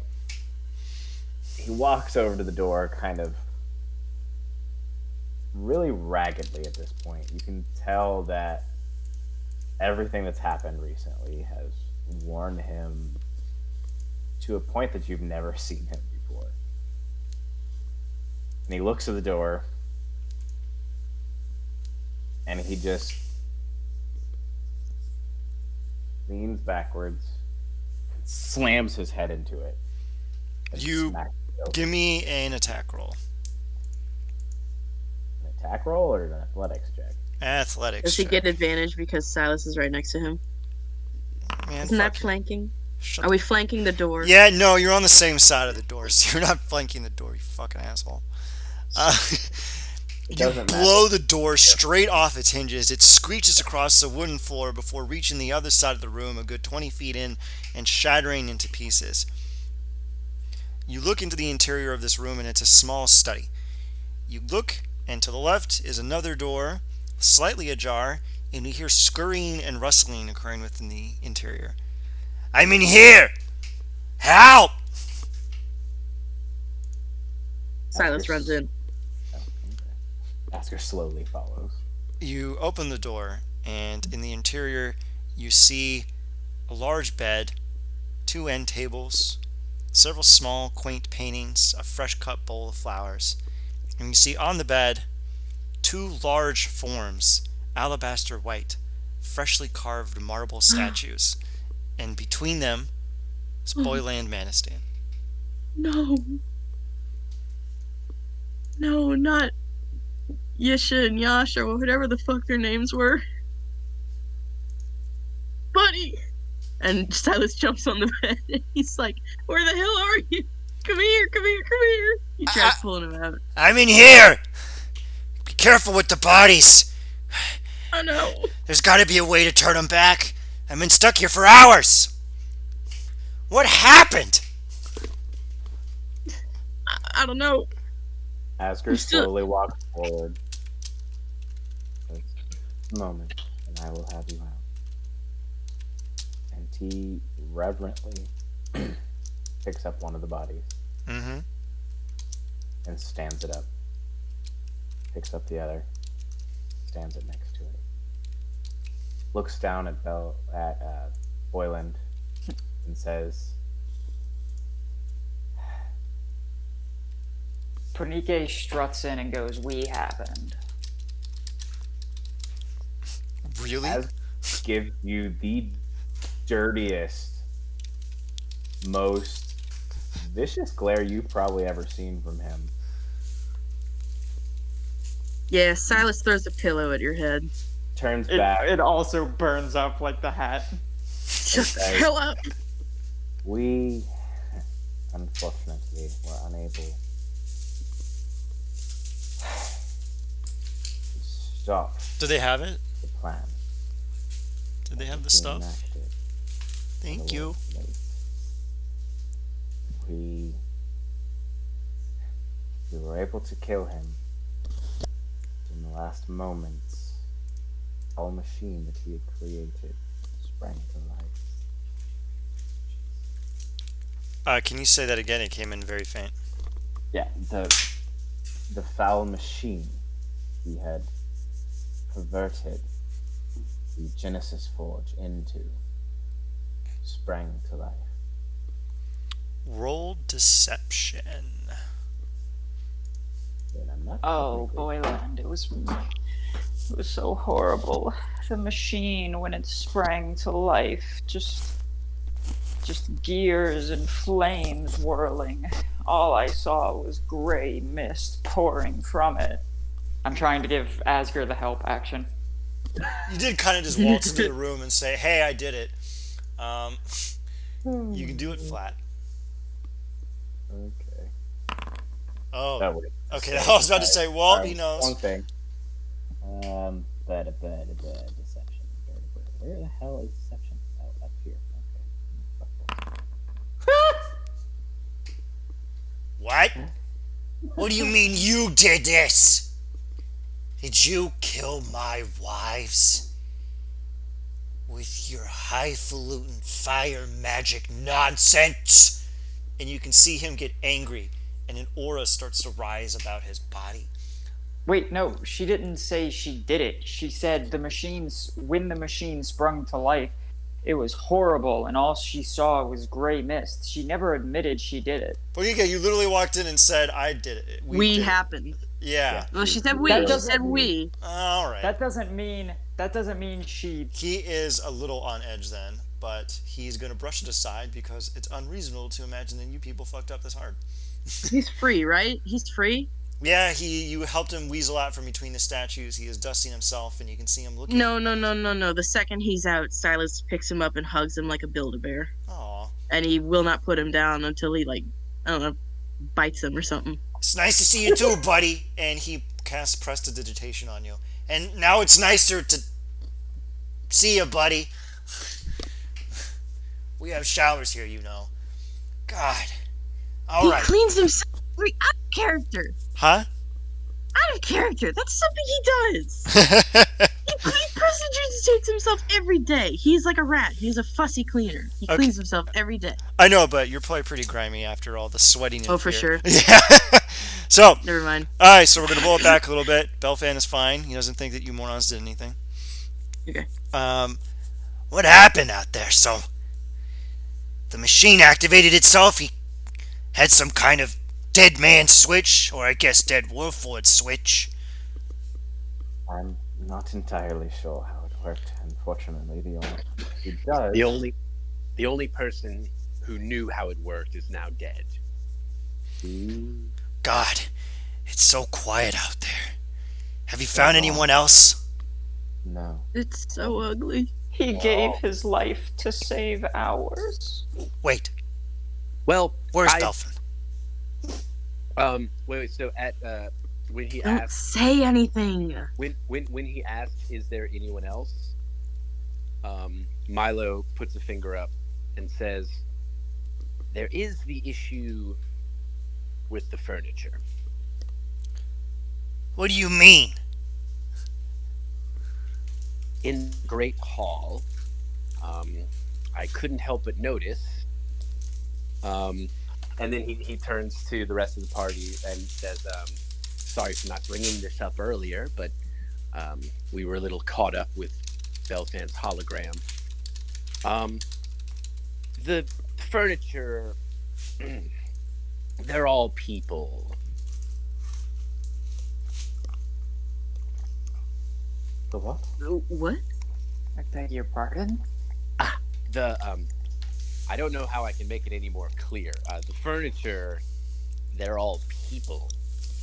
Asgard looks to the statues of Boylan's wives, and then looks at Milo and goes, "They've all been turned into furniture." It Boiling green. appears- It's made of ottomans. I believe all of the furniture in the Great Hall, save maybe a few actual chairs, are in fact individuals. Did you tell who they were? No, they look like chairs to me. Well, you have your whatever eyes that see through all sorts of bullshit. Right, and they were a little bent, I guess. They look to me in the shape of furniture. Their limbs all bent into the shape as if they were twisted to match the parameters of the furniture. It's quite bizarre, actually. Well, the Mornland does whatever the fuck it wants, apparently. So, Boylan, or anything else, moves forward. The machine started its whatever the hell it did. The only one who knew how to stop it Belfin sacrificed themselves to stop it. He is gone. Alice hugs Borland a little tighter.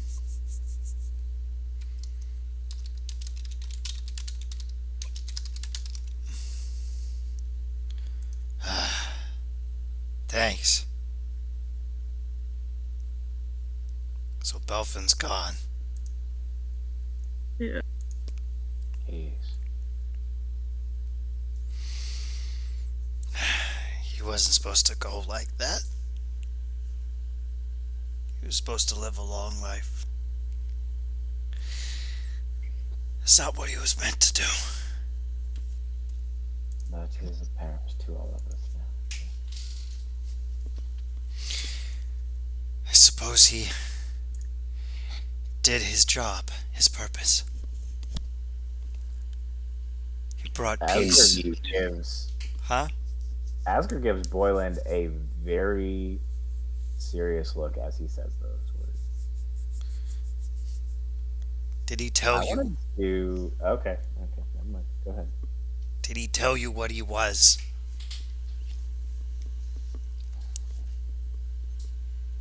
Asger pulls out the dragon shard and says, "Yes, in fact, he did." He was my greatest creation. Near the tail end of the war, we thought we could make beings of peace, to break the swords into plowshares and the spears into pruning hooks, but the war ended, and that which made him was the most valuable magical technology on Earth, so I squirreled him away in the university. He was a thing of peace, and I wanted him to know only that. The rancor of war was a memory to him. The years wore on. I kept him sheltered away, but something drew him out. I tried to stop him. I tried to pepper in clues. I tried to keep him away, but it didn't work. He takes a seat down on a nearby chair. I see him put his hand on his forehead and lean forward. I'm just glad that at least he had a choice. I'm glad he had a choice.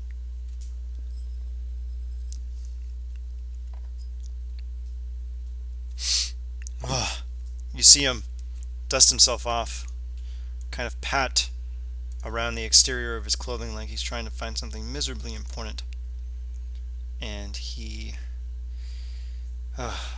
takes out a small vial, like something almost like a very odd syringe with a curved kind of beak, and he dabs it under both of his eyes, near his tear ducts in the corners. You see his mood immediately lighten. He stands straighter. Okay. Now is not the time for grief. It is a time for action. If we're looking at what happened during the last morning, we're talking everyone within wherever it went is dead. I don't know why we're alive. It's a miracle, and we should be thankful to whatever divine laid down its life for this, and I think we can partially thank Belfin for that grace. He warded us. We shouldn't waste that. I'm gonna phone in to hopefully what is left of Zalargo Dargoon, and we're gonna have a meeting tomorrow in the morning immediately. I'm gonna head off to Kornberg and make sure that everything is well taken care of. Yes, what is it, Milo? It occurs to us that it might be beneficial to have our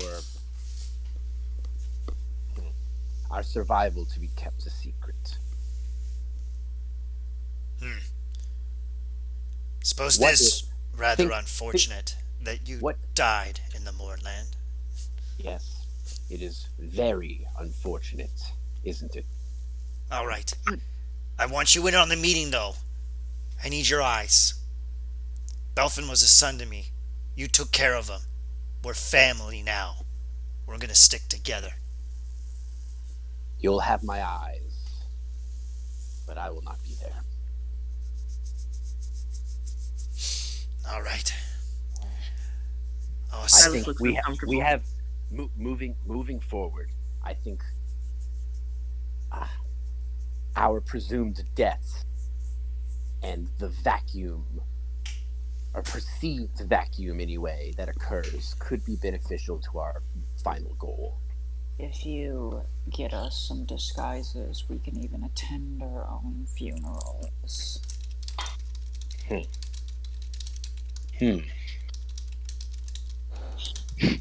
Milo kind of chuckles for a second. He's like, in all of my years, I have never considered the idea of attending my own funeral or even having one myself. Typically, there's nothing left to bury, so Let's. Guys, I never used my Costume of the Gods ability.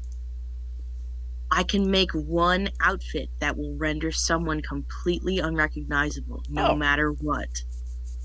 Oh shit. Okay. Well.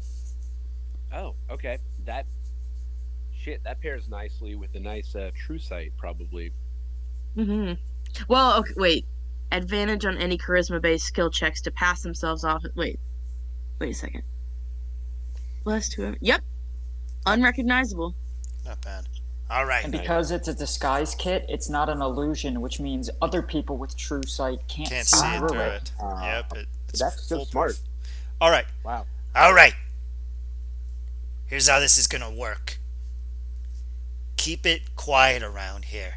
I don't think anyone is gonna have the balls to snoop around the remnants of an expanded mourning for a little bit. You should be safe here, but we're gonna have to squirrel you away somewhere else. We'll figure that out in the back end, all right? I have a couple of hiding spots out in. I have some in Valinar, some in the Talentina Plains, a couple in Karnath. All Little right. caves and nooks and crannies. Good thinking, Ponike. All right. I'm gonna report back to Kornberg, and hopefully what is left of our country can still function. We need to ensure. Oh, 1 minute. Silas just bounced off the call. Hello! We are yet again returning to the wild and wonderful world of Cataclysm after a series of very debilitating emotional traumas. Boylan Manistan is explaining to the group that they, well, I suppose the group is explaining to Boylan Manistan that we are going to fake their own devs and fill in this power vacuum. So they're going to have to grab their shit and get ready to fuck off. Now, Panike takes a long draw of her cigarette. She blows a cloud of smoke, and in the smoke, you see like a map of Corvair kind of burn and ember, and you see these like little stars where she has hideaways. The closest one is in Valinar. and there's a lot of people in Valinar. They're going to be really mad that you're there. Yeah. Have we? But that's the thing. That's No, they're all dead. That's the joke. okay. You killed everyone. Everybody. Pair Xanathar. It was just south of there. We could take a boat, or we could walk, but either way, that's where I know we can be safe. Before anything else, we need to ensure that machine is no longer operational. So we travel ice. So do we want to sleep and then travel back there when we have ourselves recouped, or do we want to travel back there now? So I just thought of a really great way to redo a scene. All right, you are all welcome to go to sleep, rest up, and in the morning you can finish packing up all of your stupid crap, and you can fuck off. How does that sound? Yeah, it sounds good. That sounds good, but Silas wants to talk to somebody first Who do you wish before we to do speak? anything. Who do you wish to speak with? You know who I want to speak to. Oh, Asger. oh yeah, that's true. Asger and Silas, do you want to have your super super duper secret meeting finally? Finally, since what? Since like September. Yeah, seriously. Okay. It's been a while. Milo and Ponike, do you retire to your quarters? Uh, oh, holy shit, yeah. Milo? Yes, that is also a 10-4. All right, Asger Good and for you, whore. Silas, you are alone. Oh, I go to my room, so Silas, you're gonna have to follow me. Oh, he follows. Follows like a nervous little stray. So you see Asger walk into his room. You see his normal slab, and then you see Asger walk over to his slab, and with just two fingers, flicks at the base, kind of at what basically what would be the foot of the bed, flicks his fingers up, and the whole slab swings on a hinge and slams into the wall. And he looks down and he pulls out a big old chest and he puts that down. And he opens up a sliding door and he grabs a rope that's attached to the bottom of the slab and sets it to where he can reach it, and then gestures for you to go down. Oh. Huh. Well, okay. And he goes down. His hooves tip tap and echo down the stairs. Asger follows, and as he goes, he brings the chest back down and then pulls the slab back over the top, shuts the door behind us. And as we walk into what is actually Asger's room, you see a massive obsidian framed bed with an exceedingly plush mattress with the mattress itself is jet black, oddly so, and the down comforter on top is pure white. On the opposite side of the room is an altar to hell, and you can see in the front of it an odd magical item that you're not quite sure what it does, with what you've seen as to be Asger's runes drawn all over the altar, and a small obsidian desk carved into the wall opposite on the far left side of the room. And there's a chair in front of that. And Asger kind of gestures to the chair for you and walks over in front of the altar where there's a small white pillow in front of it and sits down on the pillow. Silas smiles for the first time that day, looking at the bed. One of those, like, kind of nose snarl, higher in one corner than the other smiles. Mm-hmm. You do have a bed. I like to give off a certain image. No, it worked. Well, and he goes and sits. So, it appears that the conversation we were going to have is more than likely taking a point. Yeah.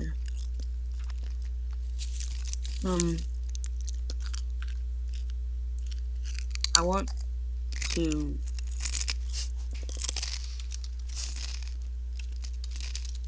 I don't know what I want to do. He's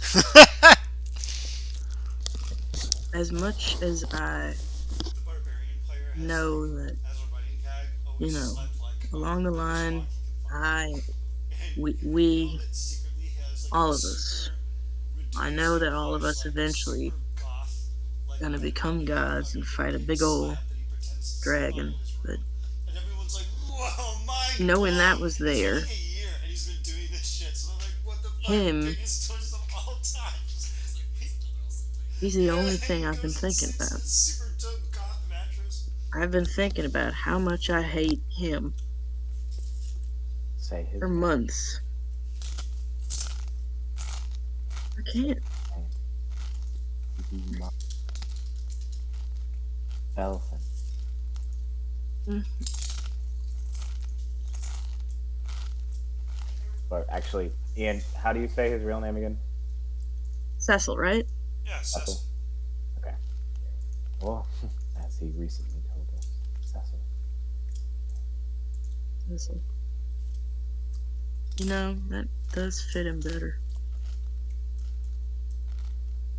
Asger, I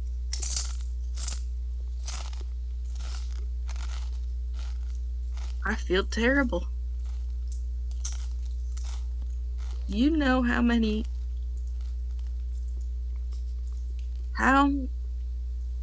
much I could have known if I'd have stopped thinking about how much I didn't like him. And if I'd just talked, so much could have been cleared up. But in the he never told me that he liked what I had to say. Or if he did, I didn't remember. But He was quiet, so probably not. he was quiet, yeah. I don't have a lot of friends. I'm not good at knowing what that feels like. Even as close as we are, I feel like either I cling or I do everything I can to not like people. I mean, Gyarados, he was a bad egg in the end, but you know, the second thing he ever said to me made me want to kill him. He told me I was weak-willed, and I didn't want to be insulted like that. And that made me want to kill him. That. And now, I wanted to kill Belfan just as bad. But Gyarados made a mess of things for us. He bossed us around, scared the shit out of a bunch of poor goblins and goblin folk. He killed all those people and wherever the hell they were. And Belfan, he made you cannon. And he drank with me. He saved our lives Times. 1,000 times over. Yes, he did indeed. And I wanted to kill him.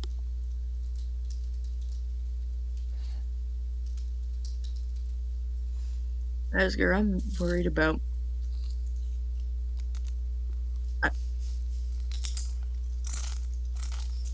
Listen here, buddy. I think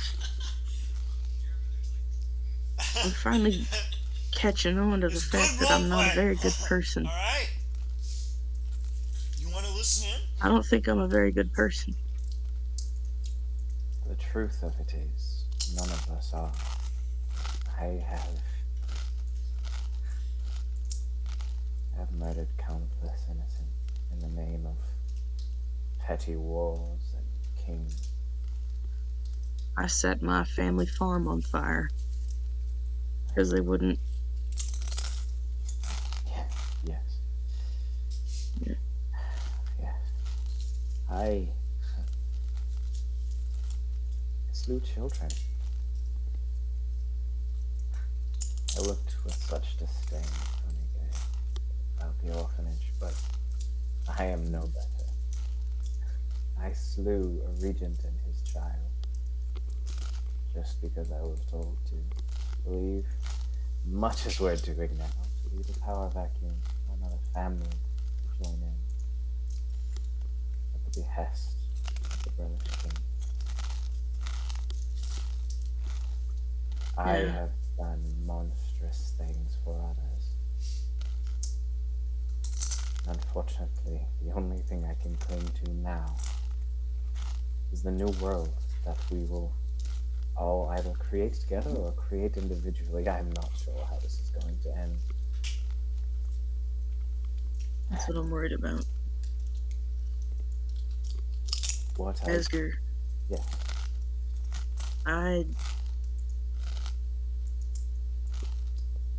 I'm now I'm not saying I'm going. Not saying that at all, but I don't like myself. And the way I used to be, I don't want to follow a god like that. Then If be anyone, I'm warning you now. Please listen to me, because I mean this. I'm listening. I'm not going to be able to stop myself from helping people if we find them. I don't care if they know who we are or not. If I find anybody, I'm not leaving them behind. I was left behind my whole life.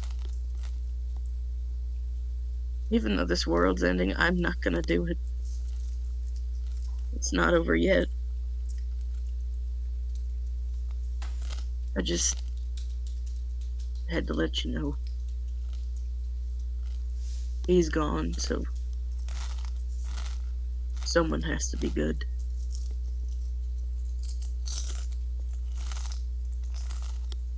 As you finish, Asger looks towards you and smiles.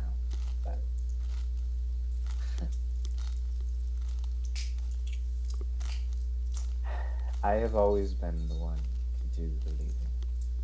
I left my family at a young age. I left my brother only to find him again.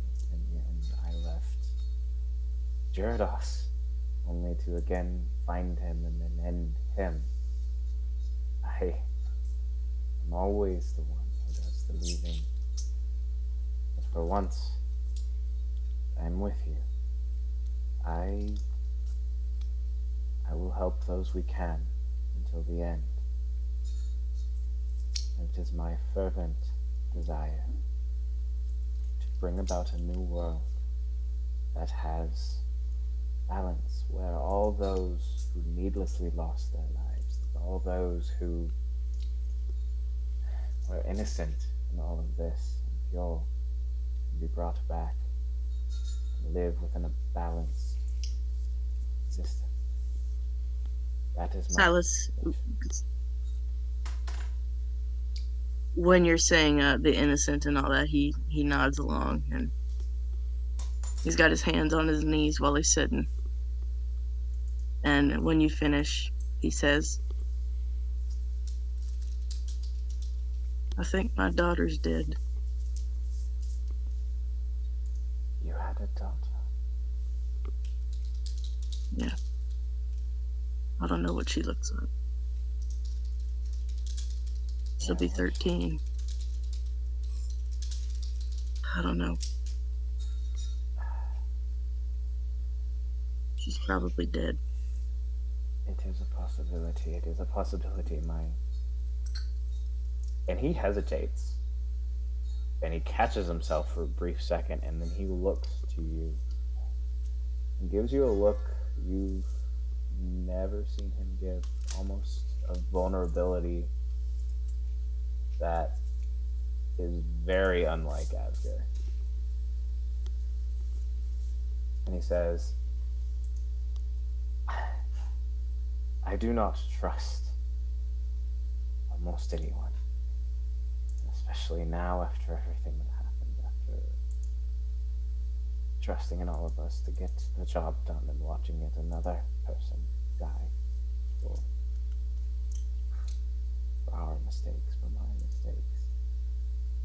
I don't know if I can, but if I can't, what kind of balance that I bring to the world? I must bring vulnerability with it. And he looks towards you and he says, you do not know my true name.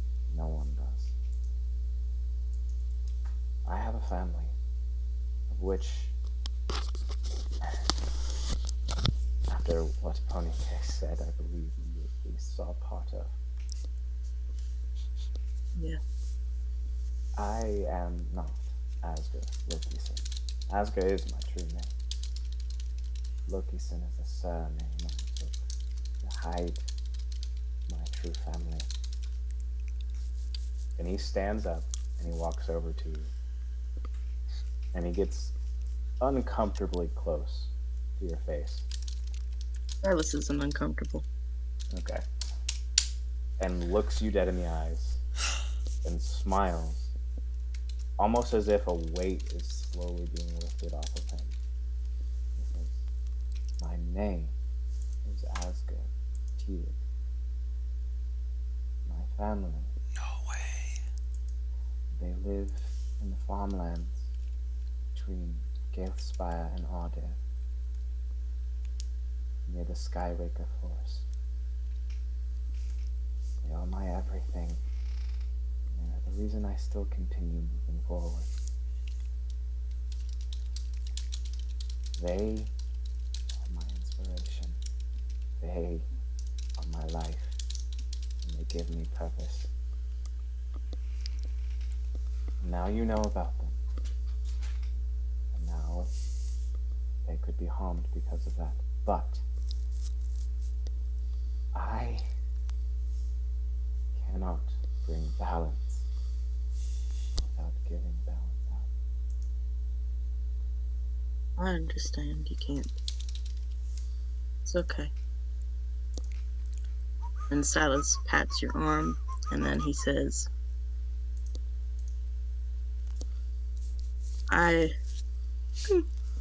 you and me got a lot in common, huh? You know what? Yeah, I like you enough. So, the Piper's not my real title. It's my title for everyone else, but my real name is Silas at last. Don't you tell anyone, okay? As smiles. And he reaches out his forearm and says, Silas Atlas, it is a pleasure to finally meet you. Yes, it is, Asger Teague. And he picks you up and rights you on your feet. Your hooves, technically. Smiles and says, Excuse me, buddy? Are you judging me? New world must be better than the one we leave behind. Yeah. Kids deserve that much. If we can, I'll try to figure out if we can find out what happened to our daughter without letting anyone else know. It's okay. And he pats your arm. I never got to see your face anyway.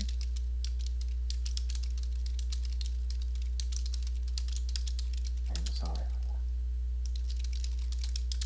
Me too. Well, thanks for hearing me out. Of course. I'll leave you to sleep in your real bed. And in your real bed.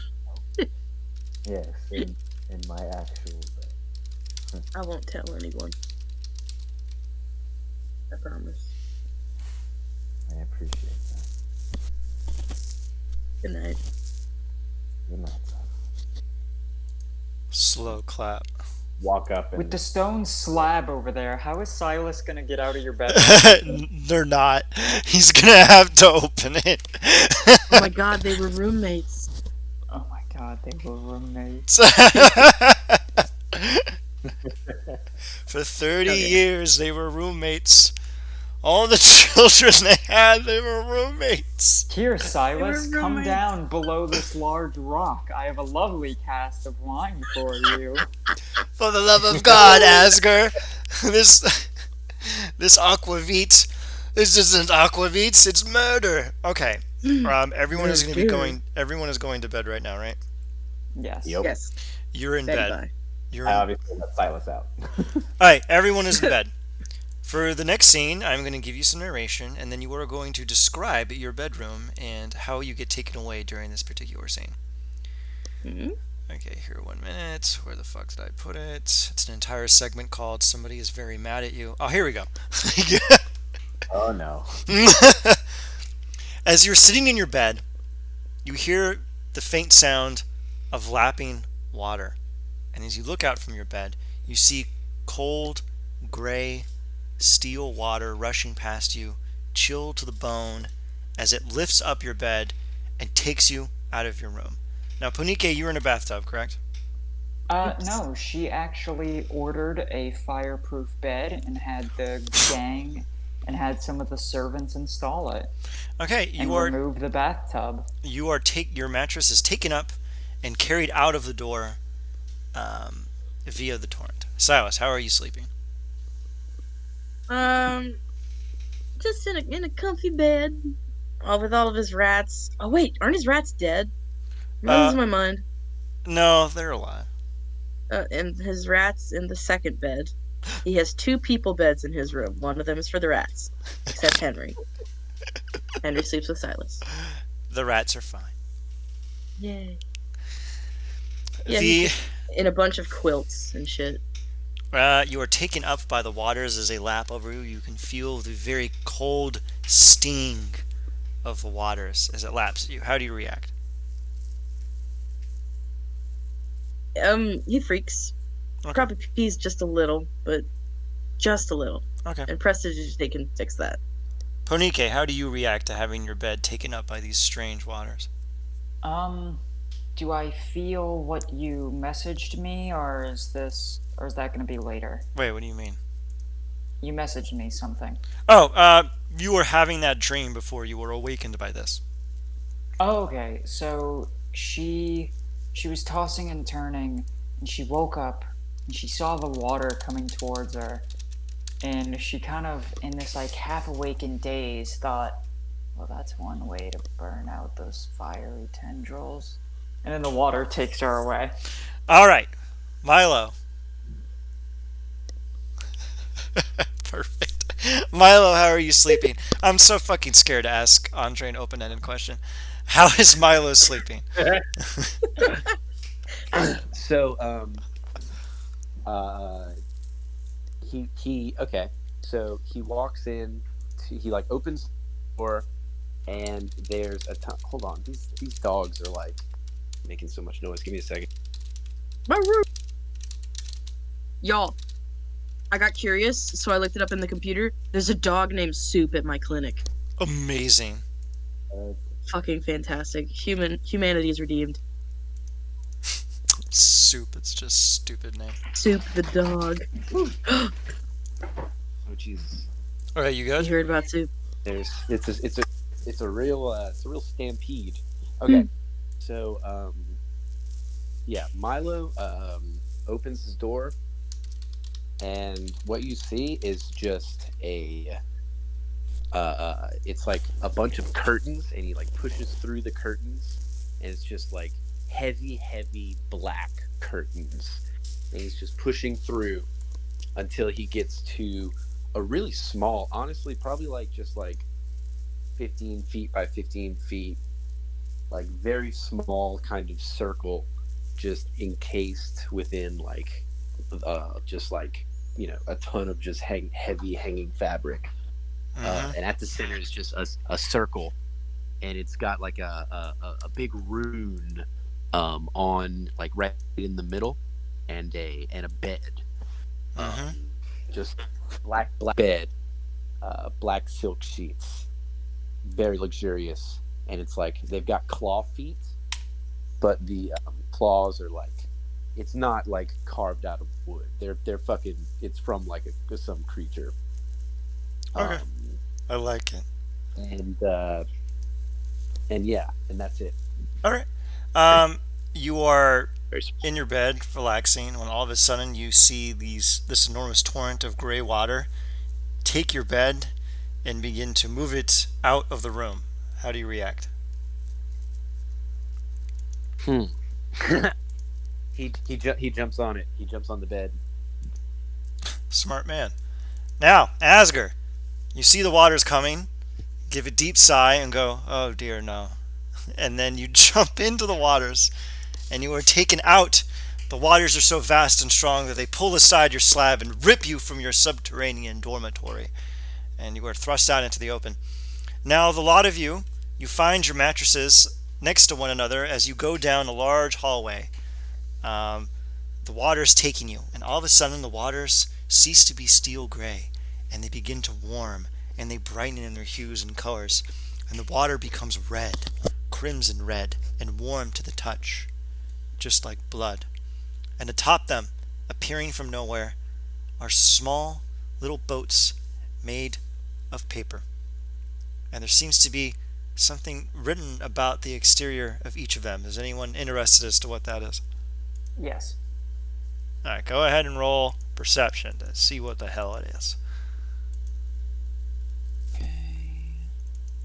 And anyone can make this check. It is contemporaneously occurring with all of you.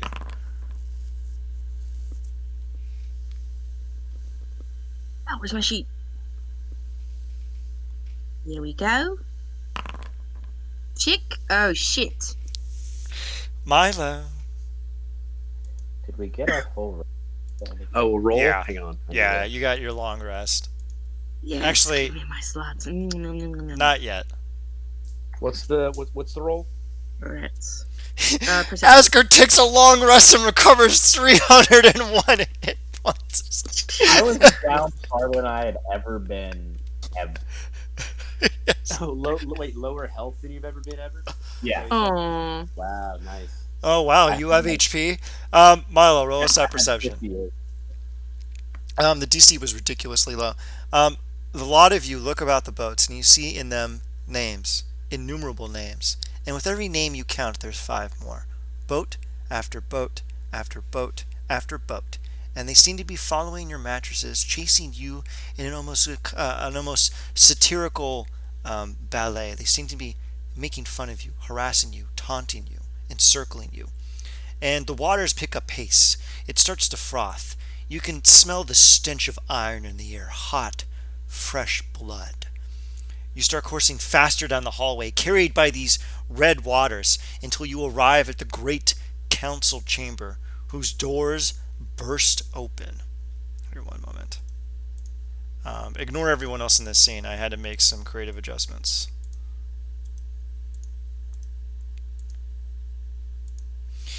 And you arrive into the center of this room. You are circling and circling in the center, atop your mattresses, surrounded by boats. And the air, the waters stop. The air goes still. The frothing water chills. Everything goes quiet. Here, one minute, I'm trying to find a... And the place begins to darken and everything goes black. Now, it went black for everyone else, right? Mhm. Okay, cool. No. It didn't... Oh, nope. There it goes. It just dimmed. Okay, cool. It is black, and you are stuck in this room in silence in the dark. What do you say to one another in this brief moment of calm? Ponike cast light. It's She says that out loud. Ponika No, cast light. You hear Ponike mutter something in primordial, Bunga and bunga. you just hear Illa, and her body begins to illuminate with this glowing flame. It does not. The light Ooh. that dances about your body is snuffed out as you even think the thought. And then suddenly, meagerly, light returns. Slowly, briskly, quickly, and then there, appearing from everywhere yet nowhere, You see the full, awe-inspiring presence of hell there in her true form. It is. Panike takes a step back. Are we still in our beds? You are actually. Silas hides The under the rest- covers. Silas gets under the covers. Panike straight up just like gets out of bed and like kind of starts like she takes like a full step backwards out of bed. I need everyone to make an intelligence saving throw. Oh Fuck. no, I'm not. Wait. Before that, This one is smart. Azur's going to take a step forward and completely genuflex to help. You Knowing s- what's coming. You see her looking. Oh, the intelligence saving throw. The doom of the second six. None of you are good at this. Why is it? Is it a saving throw or a check? Saving throw. I'll do it for you. I got This it. is weird. So not doing it for you. Yes, I'm a fucking. You know what I was doing? Well, you got a I was 19. I was clicking my initiative. Oh, Jesus. Yeah, that would. I failed my intelligence save. Yeah, you did. You failed. I'm going to say that's an auto fail. Oh man. Oh, don't take your long rest yet. Hell Oh basks, shit! Whoops. Hell basks before you, and you feel her presence at its utmost. And every other occasion where you have felt her, you have felt an avatar, a sliver, a phantasm, a shade, a reflection, a distant memory of her. And this is her in her totality. Her awe-inspiring might, it's almost suffocating to be around. Your logic, your mind struggles to comprehend the sheer majesty of her presence. And as you see her come into fray, the waters begin to stir again, and the boats begin to circle. Your beds wither away, and you are knee-deep in the water, and the boats begin to circle around your legs and your knees, almost nipping at your heels in some kind of mockery. Can Panike burn the boats that touch her?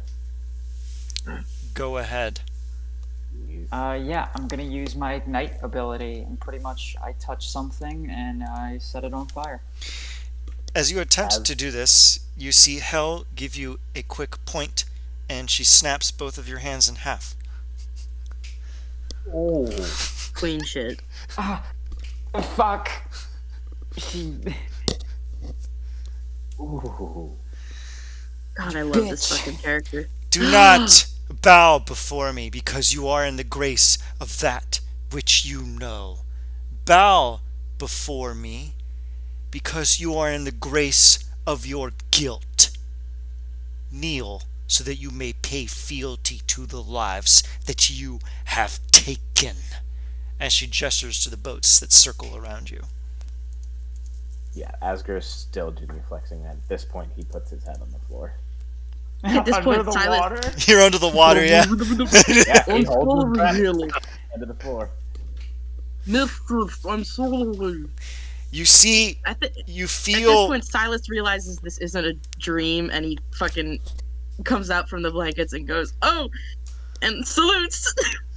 Panike slowly, with her fucking mangled fucking hands, all the memories of the sisters flood back into her head, No. and she quietly, but with like, she is staring fucking daggers through Hell. She is fucking fuming with anger. Like, the water around her is boiling as she kneels down.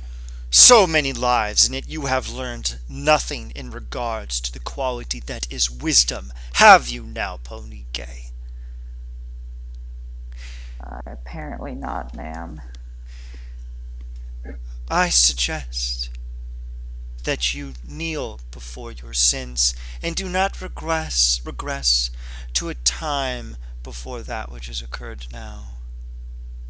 Oh no, she is kneeling. You She's just angry kneeling. are all bound to lessen the grief of that which you have caused. Through your idiocy, you have brought me to powers I thought I would not see till near the end of days, and I thank you for that. But the souls that you have damned to torment do not. As she says this, the room shakes. Faint motes of stone come down from the ceiling and plop into the waters, which she then quickly drinks up back into her body. The ground is now dry, save for the faint remnant of the stench of blood soaked into your nostrils. Can I cast Cure Wounds subtly? You could try that. It is a fucking terrible idea. Yeah. She's just gonna try to, like, fix her hands, like, snap her bones back into place, and, like, reset the bones of her hands. She sees you doing this, and your hands are split. Look at your hand. You have your thumb, your ring finger, and everything.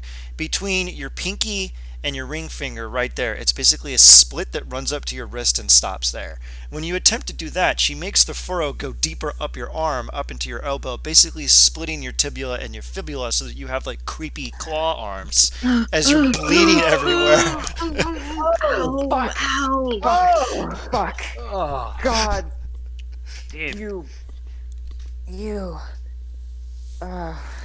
That is but a sliver of the torment you have brought to others, Ponike. You will be made whole when you have made them whole. And you see about you rows and rows of people standing tightly, packed in like sardines, as they glare into your soul, Ponike. They glare into the eyes of all of you. But I am merciful. She leans back, twists her hand, twists a little flick of her wrist, and your arms are fine. Thank you, ma'am. You must remember the lessons that you have learned. I saw a Ponike who wept tears at her actions, who was softened by goodness. This is one that can take such slights and move past them. Now, I shall grant to all of you powers so that you may repair the damage that you have done.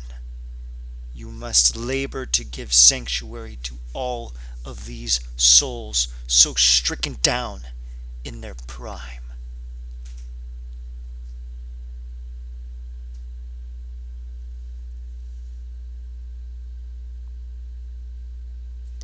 Can I look around the souls and see if I see Belfins? Ooh. Roll a percentile. I want to see if. Huh. You may roll whatever. Every person can roll one thing, whatever they think is appropriate to determine whether Belfin's spirit is here with them now. I was just gonna look for someone else.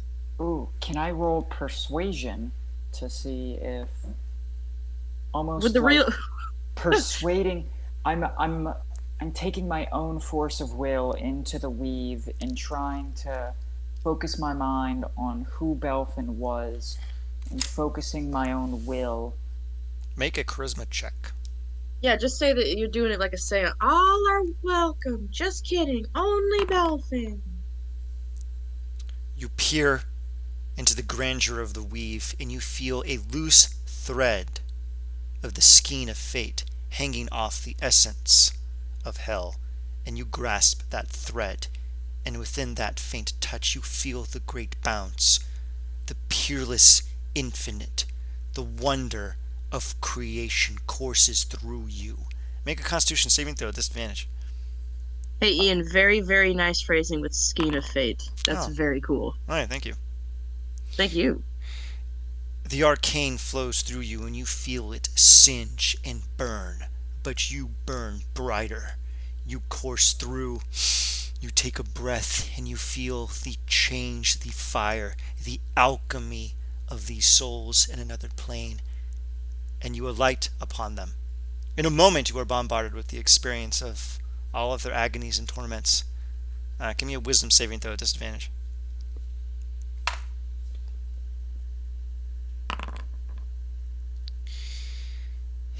It overwhelms you momentarily, and you lose grasp of the thread. Give me another charisma save.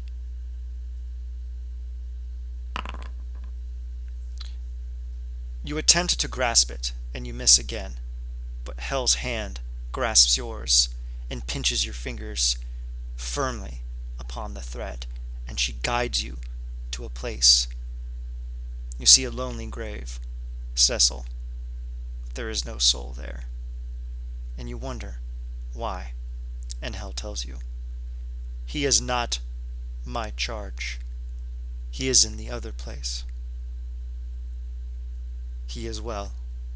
Oh, this is the bad place. So she splits your arms in half again.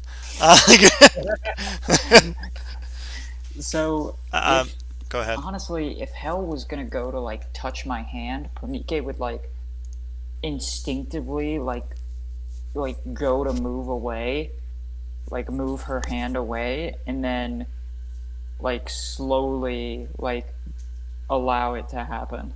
Okay. She grabs your hand tenderly, gingerly, looks at you, and you feel a matronly warmth wash over you as she guides you towards this task, and you find the peace you sought. Belfin as well. He is not tormented. She thrusts you back into the open, and you emerge. Your body is wreathed in a cold sweat. You're panting. Innumerable memories trace about your mind for a scant moment before they disappear, and then a faint calm. Now, Ponike, you may now master all those forms you once knew. May their memories help you. Asger, you may now hide from everything but your grief. And Milo, your eyes shall be grander still, so that you may see that which should have been seen. And you, Silas, Yes, ma'am. rise. He does that. What do you desire? Huh? Not to. Wait. If. Well, you had something picked out for everyone else. What's different with me? You did not swear your fealty to me. It is your decision. Oh. What do you desire? Well.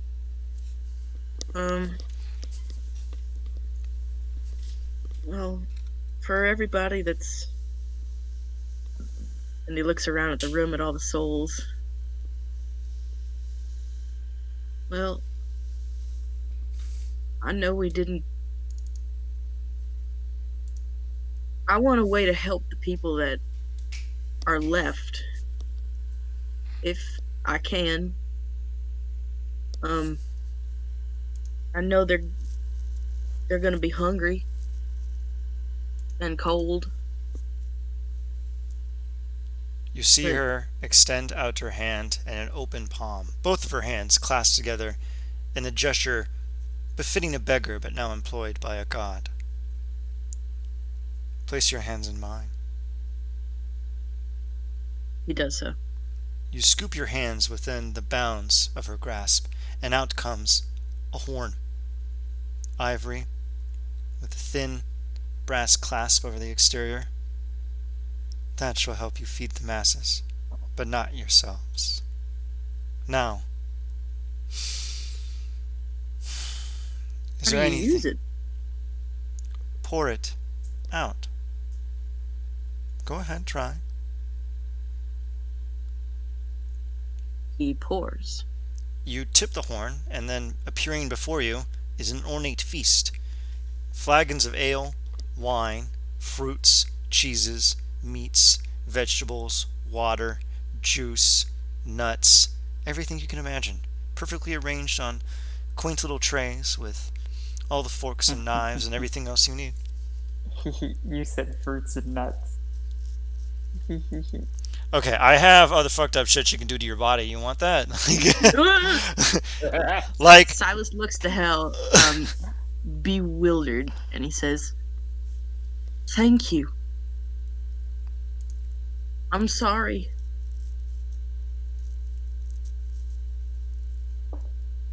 Thank you. We all harm others by not thinking. Remember to think. Be ever present, just like death. And you see her wither away into the mists, and the room returns to its cold gray light.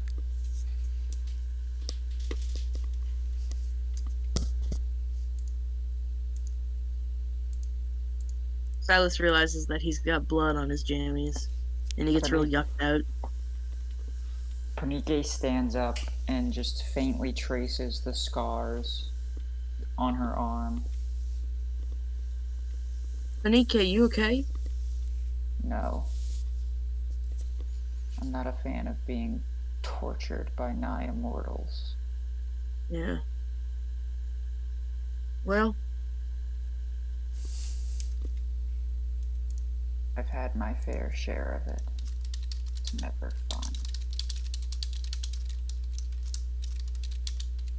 I had a good feeling about tomorrow. I'm gonna go try to get some sleep. Yeah, good night. And he gets back into the bed that's 2 feet away. You're right, all your rooms are right there now. Are we all just getting back on our beds? And just back to our Please, rooms? please do It's a that. sleepover. Do you guys lack any boys?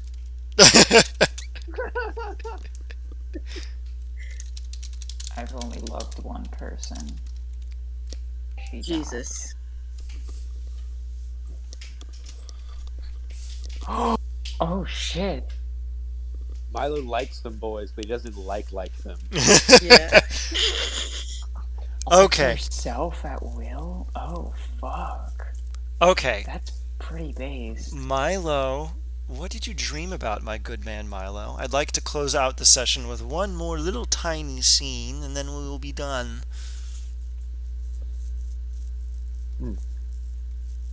Sorry, I'm eating pizza. Pizza. Mm-hmm. Milo, Yeah, I'm chewing. Sorry. no worries. So tell everyone about your dream, my good man Milo, and then we can have a bit of a sojourn, and then we can round out the session. How does that sound? Mm-hmm. So, the dream. Milo opens his eyes, and he's in darkness, and he sees a figure starting to come out of the darkness, and he like squints his eyes, and he's in his demon his devil form, like his standard look, and he sees a figure walking towards him, Mm-hmm. and he can't tell who it is, and he squints, and then out of the darkness steps Milo, but Rakshasa Milo, and he kind of puts his hand up, and almost like a reflection, the other Milo puts his hand up, and then he brings it down, and the other Milo brings it down, and then he takes a step towards himself, and the Rakshasa Milo pulls out an ornate Sidian dagger, and he's holding it by the blade, and he's extending the hilt towards Devil Milo, and Milo takes it and inspects it, then plunges it into the heart of the Rakshasa in front of him, and then he wakes up. You feel a surge of magical energy, Milo. It is the early morning.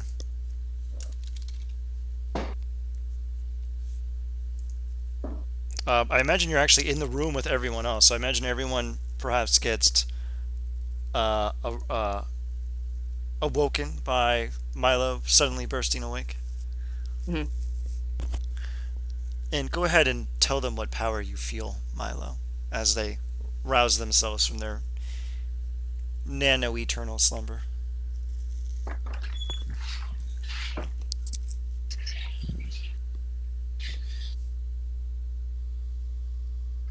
Milo? Wait, what? Sorry, you cut out a little bit. Sure.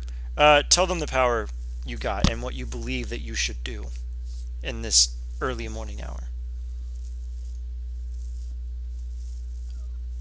Um,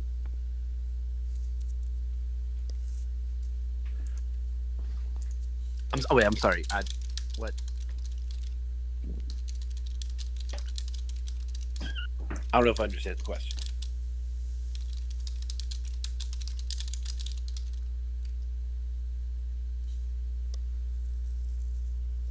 Hello?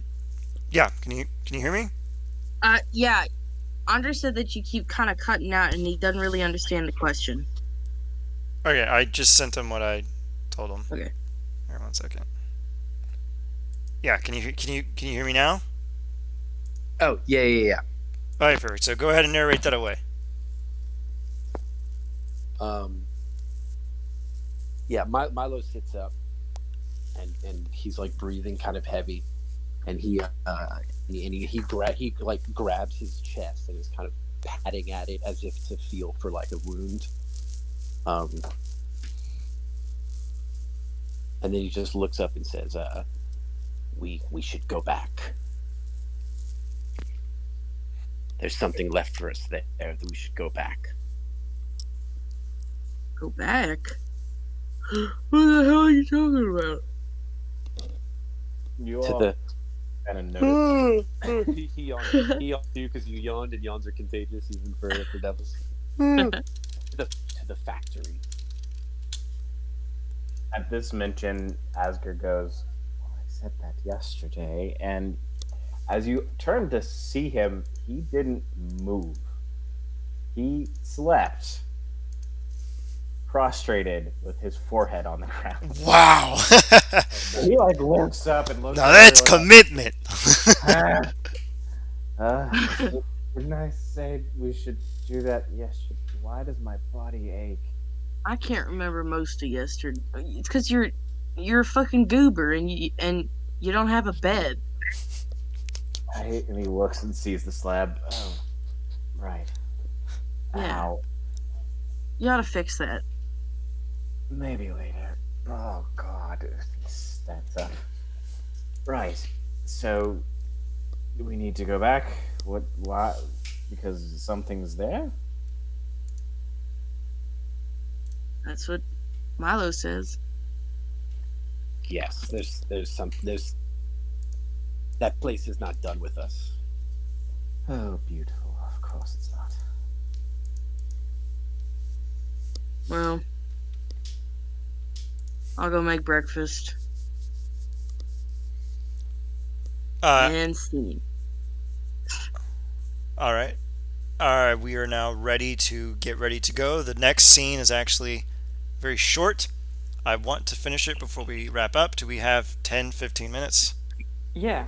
Okay, Sure perfect. do. Do it. All right. I don't work tomorrow. Milo, you feel energy coursing about you. You know you can get yourselves there and back easily. What location do you concentrate on when thinking of the factory? A location like within the factory specifically. Yeah. What were the different like locales within that place? Well, to be brutally honest, there's only one map that I Pretty didn't. much just that main room where the bomb fucking went off, right? Do we want to go right back to the ground zero? Yeah, you can go right back into the depths of the factory. Do you want to do that? I mean, you teleported us back from there, so. Yeah. Might as well just go right back to the source. Now, do we know that platform's gonna be there, or are we just gonna fucking fall? You're gonna fall to your deaths, which is what I want. No, I'm kidding. If you thought of a location and tried to teleport there, it would teleport you somewhere else because it wouldn't be there, or just teleport you in the air. And you don't have feather fall because there's no artificer. Oh no! All right, Wait, so do I have that? I think you probably do. Do we want to teleport? Yeah. All right, Yes, roll we me do. that D100. I did. 100, huh? All right, let's do this. Roll. No whammies. Big money, no whammies.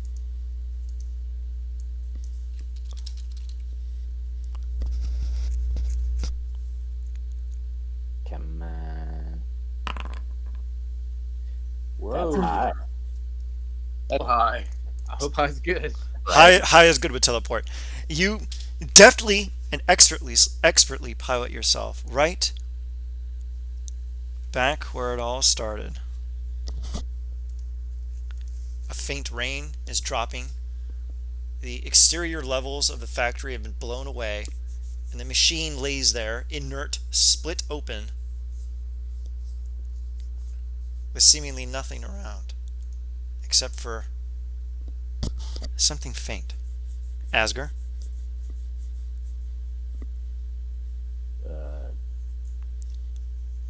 Uh, where is this faint thing? you feel a presence here. Not quite a spirit, not a soul, a, a desire? Where is it? You feel it on the platform ahead of you, right in front of the creepy, where the little creepy cages and everything. You feel it there. Yeah. Azur's gonna haul ass And and Po- leap Po- across. and Punike, you feel the same Um, presence. Oof. Uh, actually, um, she'll she won't follow it. She doesn't want to go near the machine again. As you think this to yourself, you feel two warm hands on your shoulders. They give you a faint squeeze, dust off your shoulders, and you can feel a new ginger warmth entering into you. It's calming, it's reassuring, and it's familiar. The feathers around the plume of the collar of your cloak were once withered and gray like they are whenever you use your ability, are vibrant yet again. Your phoenix cloak has been recharged, absent its 1 week ritual. She, feeling this, she assumes it's hell, and so she just kind of grits her teeth, mumbles something in primordial under her breath, and then slowly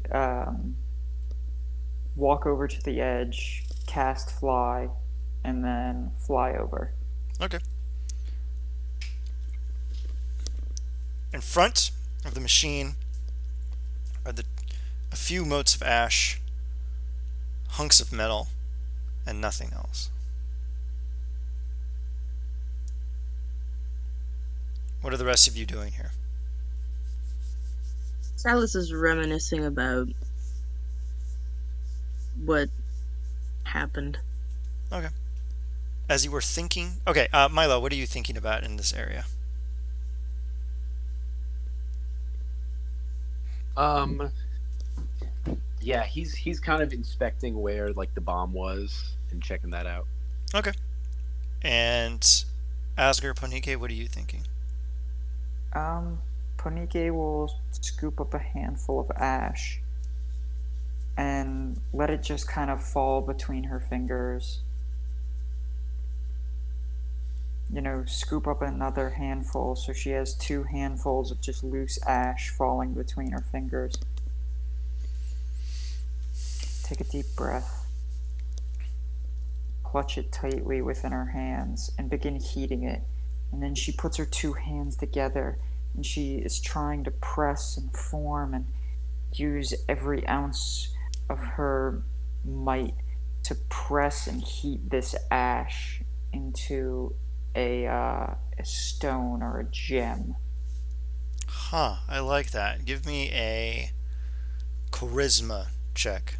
A check, not a save.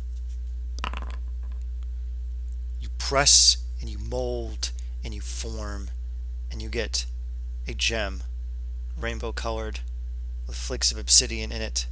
It glistens faintly, and it reminds you of that faint touch of warmth the man would occasionally give, of those sparks of brilliance. And as you do this, above you on the platform, you hear the clang of metal and see a faint glow. Wow. Punike will fly up to the platform. What am I looking at? There before you is a beautiful sword with inscriptions on its exterior in celestial. The blade is faintly green and blue, wreathed in fine celestial filigree, and of clearly exceptionally firm make. Asger, what's it say? Yeah, Asgard can just straight out read that because it's one of the languages. So, And herein lies this blade, to the great angel Zariel, to sate all the plains. Asger's eyes get huge.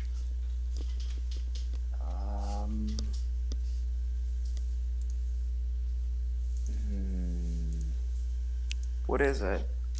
That's the blade of Zario. I beg your fucking pardon. Yeah, what's going on over there? Well, come here. I'm scared. It's too high. We found the blade of Zariel. What's that? Oh. Could I roll history to see if I would know about this in character? I think the only person who would reasonably know about this sword, like intimately, would be Milo. Milo, you may roll history with advantage, and Punike, you may do so flat. Okay. Ooh, Cool only name. 20. Zariel? Yeah, that's a cool name. Zario. All right, Milo, since you barely nudged out Punike. Milo, this is Yes. the sword of Zariel, the sacred blade of a high angel of great throne. It was used to slay fiends and demons during the great conquest of Yore, during the Age of Demons. This blade is millions of years old. You know of its power, and that those that the sword deems worthy, when it is grasped, will turn them into paragons of virtue and grace. But you are fairly confident that none of you will meet that requirement of the sword, so touching it should not be a problem. Do you grasp it? Hell no. No. Milo does not want to touch this thing. It's like his hair is like bristling. This is like, okay, well, yeah, I'm gonna do this in character. Yeah, Milo's eyes get kind of wide, and he appears to be like a devil, but he can't help but to let out an actual like hiss at looking at this. That's the sword of Zariel. This is I'm glad no one's holding it. I'm glad no one's reaching towards the sword. Why is that? What's... Hang on, I'm getting closer. Let me rephrase. I'm glad no one's swinging it at me, and I can't help but feel like it's going to be swung at me when I look at it. Huh. That sounds like a you problem. Asger reaches down with two fingers. Well said. What are you gonna do? Reaches down with two fingers and grabs the very like bottom of the hilt and picks it up and looks at it. The blade immediately Charisma puts save. itself into your hand. Ah! It glows faintly. I am now going to add the weapon into your inventory. What have I done? Yes, what have you done? I don't actually know what this sword does. I've heard about it, but I don't know what it does. I remember what it does. You- Parts of it, at least. You grasp it in your hand, and suddenly, appearing In the distance are two portals.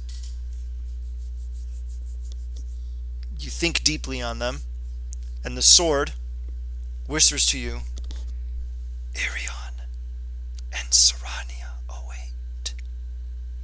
And then the portals disappear.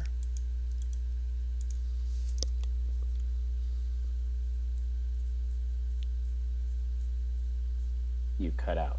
God fucking damn it. Okay, so the sword manifested two portals, and then it told you the names of the portals. It is a portal to Sarania, and a portal to Irion, the plane of peace and the plane of hope. Oh shit.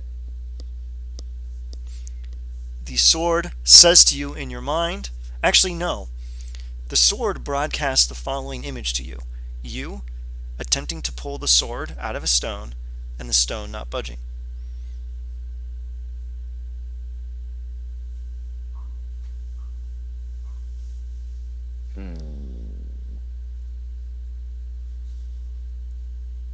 Oh, Stephen. Asgard looks at the sword and goes, so I'm not worthy? You get the mental impression of a large Bigby hand giving you the thumbs up. Like, yeah, you're not. Ponike extends her hand and goes, may I try? He looks at the What? sword. Then touches your hand with it. You plot the sword in Ponike's hand, and the sword becomes ethereal, slips through her grasp, and clangs to the floor. Asgard grabs it as it is about to hit the floor. Alright. Give me a quick dex save to see how quickly you snag it. Wow, I can't even grab it. I'm so evil that the sword is like, no. No, please. I'm lawful neutral, so. Silas's alignment actually changed tonight. I forgot to say that. Nice. When we had the I gotta be good talk, he went from chaotic evil, now he's a solid chaotic neutral with good leanings.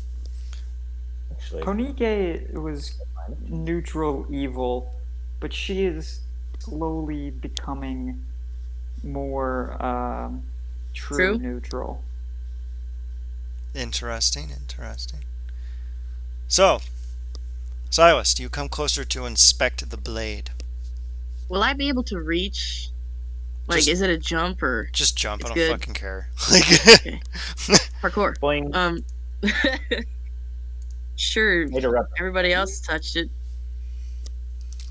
After this time doesn't drop it, he like flips it to where he holds the blade and then like sees if you can actually hold it or not.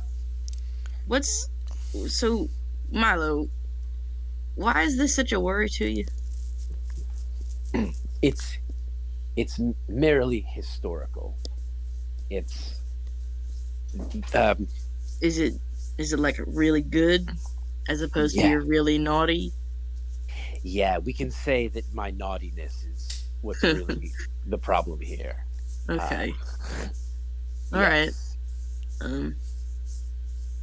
Okay, we just won't let it touch you, okay? Yes, I don't think it's going to be a problem. I'm just Yeah. I'm just Yeah, I'm just uncomfortable. it's like vampires and garlic. I get it, you know. No, I think is that a myth? I Anyways, think, I think vampires, if I have this right, I'm no expert, but I think their weakness is garlic in the manner of speaking, that like they really like garlic, like they eat it on everything. It's their weakness. oh, Well, I mean, it would I might make have that sense. wrong though. It would make Silas sense. touches the sword. The sword fits snugly into your hand. Oh no. Huh. Cool. You become an accountant. Oh no, I changed genders. I'm an accountant now. Again. So, The two genders, bard and accountant. if you wish, the Sword of Zariel has a unique personality rolling table that's attached only to the sword, which is very interesting. If you feel you have changed, you may roll for a new personality trait, ideal, bond, or flaw as the sword attempts to teach you something good. Oh, Jesus Christ! Oh my God. Jesus Christ, my mother. Okay, my mother's got a printer. It's remote. It just started printing out of nowhere. It scared the hell out of me. Oh, that's I'll, spooky. yeah, I'll roll on the. It's the sword. The sword's telling me roll on the table. Okay, do I'll you roll. roll me a d4?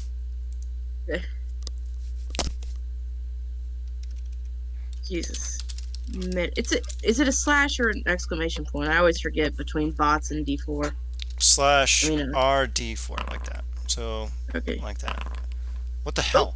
Okay, that's weird. perfect. All right. Wins.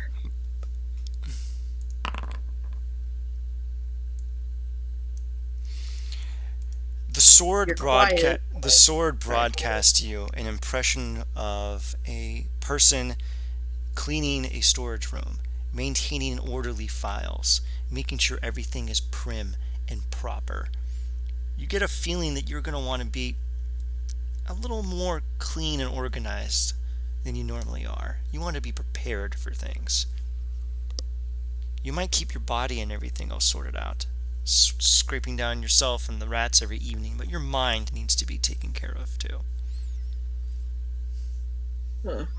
The sword slips through your fingers and clangs to the ground.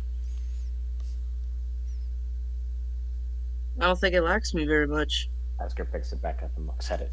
Actually, can Ponike try to pick it up? What are you going to be thinking of when you pick it up? Women. The sword slips through your finger. She begins thinking on how how guilty she is. She holds the gem that she just created. That she closes her eyes and she thinks on Belfin and she thinks on the final moments and she thinks about just how fucking guilty she's been for like the past day, for the past couple of days, and how she's been torn between guilt and wanting to just run away and having to like, no, you have to like deal with your shit. You're 3,000, you're 3,700 years old, Punike. You eventually have to grow up and face your consequences. You can't just run away from this. This is facing your consequences. This is all part of facing consequences of what you've done. All what you have left of the man you murdered is a rock that you made from his ashes. And she'll try to pick up the sword. The sword fits snugly into your grasp. The sword shows you a story of the angel Zariel fighting a great demon lord and slaying it down, striking deep into its heart with the blade. You can feel the viscera and the iron stench of blood. The blade is driven out from the creature, and beneath it are its underlings who surrender and beg for forgiveness. Zariel raises the blade high in the air and then brings it down into her scabbard and gives them a nod to leave. As Zariel raises the blade in the vision, Punike will raise it as well. And just kind of hold it up in like a He-Man position. Okay, what is Punike's present ideal? Oh, shit. I probably picked those, but I don't have them written down. Do you wish to embody the lesson? Yeah. She definitely will embody the lesson that, like, she killed her fucking friend. Mm-hmm. Like, in her mind, she killed Belfin. She killed those 8 million people. This is her fault. And she's gonna take to the, I need to not run away. I need to face the music. The sword gives you access to its wisdom, And you now have the ideal of redemption. All creatures are capable of change for the better.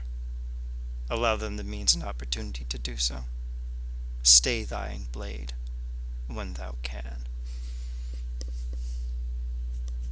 The sword slips through your fingers and clangs to the ground.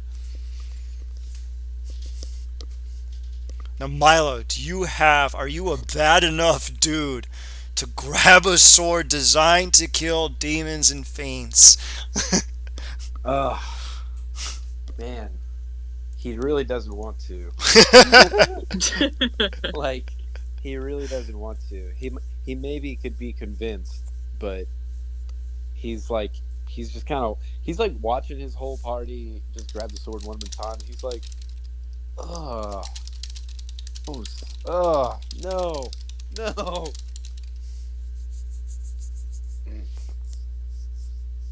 So yeah, I guess the whole party's just looking at him, and he's like, I mean, you don't have to. It's like salt and slugs, man. Don't feel bad. I know.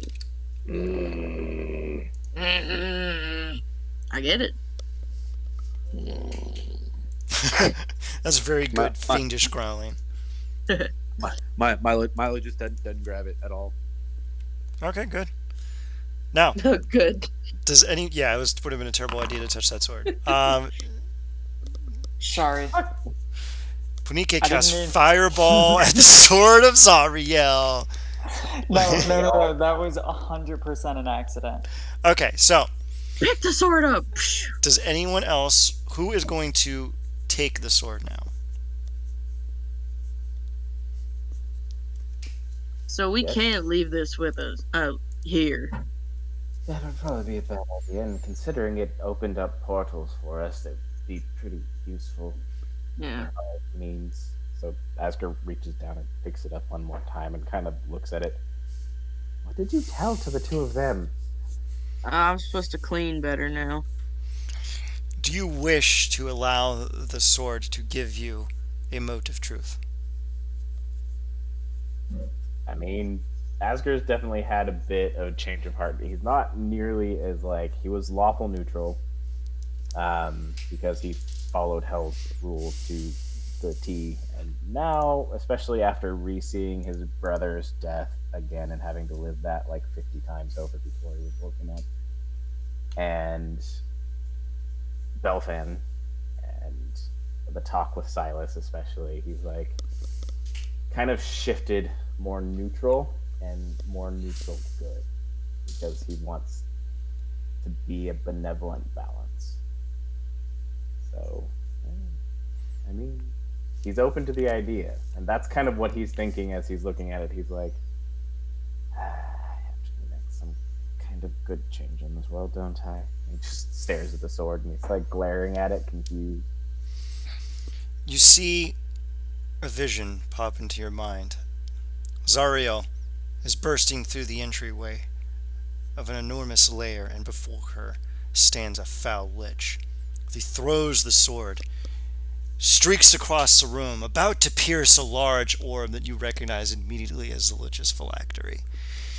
The lich deftly swipes the blade away with a flourish of magic and gets into a face-off where he begins to choke and denigrate Zariel with furious blows before suddenly a spear strikes through the chest of the lich, and you hear a smashing, and the lich's eyes go from bright pools of blue light to black, and he slumps to the ground. And behind him, another lich, his junior, an attendant, a slave, a vassal. He looks at Zariel, and Zariel looks at him. They give each other a faint nod and part ways. All creatures, given the chance to show truth and goodness and balance, will do so in their own means, champion all ways of life, those that are good, regardless of form. The sword slips through your fingers and clanks to the ground. Well, shit, can I pick it up again? He says that out loud. We need to take this with us. He like reaches for the sword. It fits firmly in your grasp and then disappears. And as you look around, befuddled, you see it is on your hip in a hilt. How? Not even gonna ask. Right. So, I'm not gonna try and use that thing because it terrifies me at this point. Oh, and that creepy. Oh, that aura, by the way, was actually there. There is a faint, ethereal, beautiful glow around the sword until it was sheathed. Huh. So, Milo, of all Rico. people to get a vision about a angel's sword, why was it you and you wouldn't even touch it? Wait, say that again. All the people to get a vision telling us to come here to retrieve a literal angel's sword. Why was it you, considering one, hate the sword because it's, Perfectly ergonomically designed for my own destruction. Yes. yeah. Why it was me? Your guess. Your guess is as good as mine, Asger. Fair enough. Right. Wait, are those portals still there? I thought you said they closed. Oh, yeah, they did. Let me just. I forgot y'all don't want to do rolls against other players because, I mean, fuck. Insight check. Da da da da da da da. All right. What do we want to do next? What can we do next? So it's gone, right? The machine is completely destroyed, right? It's irreparable, and the knowledge used to make it. Oh, you could slice the chains and have it fall into the lava. The lava is still there. Do it. Do I'll it. probably do that in just a second. Before I do, I'm going to go back down to this platform. The metal that was there, what is it? I picked some of it up. And what exactly is it? You've never quite seen anything like this. It seems to be a combination of various other magical metals. Adamantine, mithril, and some of the material seems to even sparkle in the light a little bit, like there's rainbows interspersed within its body. Does it look like what Elfin slammed into the machine? It does not. Okay. Well, Asker's going to, since it was where Belfin kind of passed, he's going to bend the ever-living shit out of it into a ring. Huh, I love it. Yeah. Mige holds the gem and goes, care to put a gem in your ring?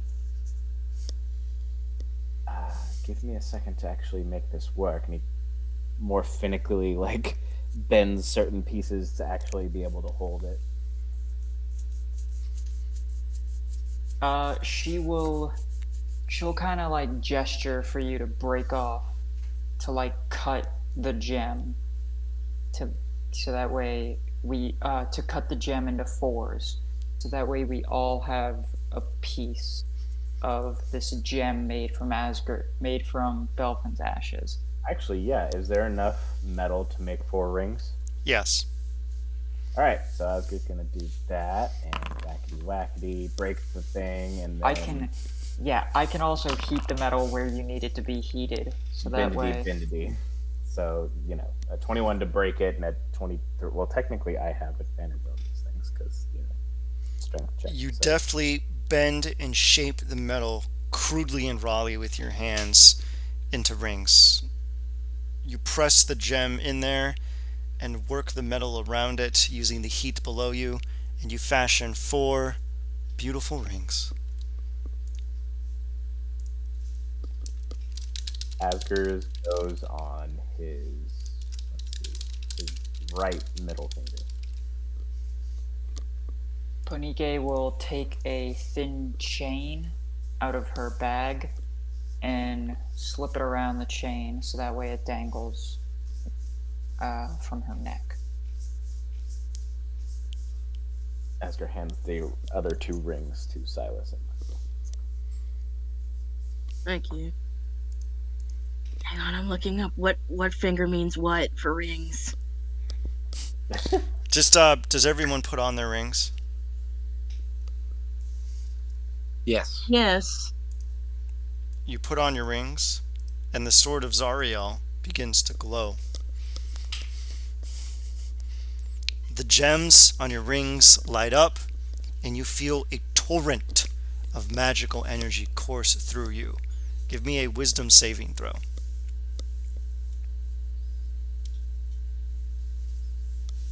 Silas puts it on his left index finger.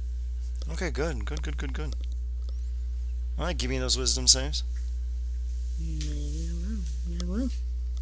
Please, God. Naturally. God, that goes down smooth. Whoa! Ooh. 21, 26, 7, 6. Oh boy. Some of you garner this information more readily, and others will have to meditate a bit further. But you feel power welling within you, and you rise stronger. You are all now level 16. Oh shit! Yeah, baby. All right. There's one thing I want to do, and it occurs immediately after Milo teleports you all go home. It is the hook for the next session, what you are going to immediately be handling. So, Milo, would you like to take us away? Wait, what am I taking away? A teleport back to Paladral. Pew. Let's do it. Pew, pew, pew. Give me a D100. Teleportante. All right, hold on. Oh, come on, computer. Are you kidding me? You're not plugged in. How do I Can you roll for me? Yeah, sure. Great. I cannot see it. You arrive back in the exterior of Paladral. In the front, in the grand gates that you initially broke down in ages past. As you look up, above Paladral, hanging there, slightly adrift, slightly atilt, is your flagship, floating high in the heavens, wounded and drifting. And that's all we have for today, folks.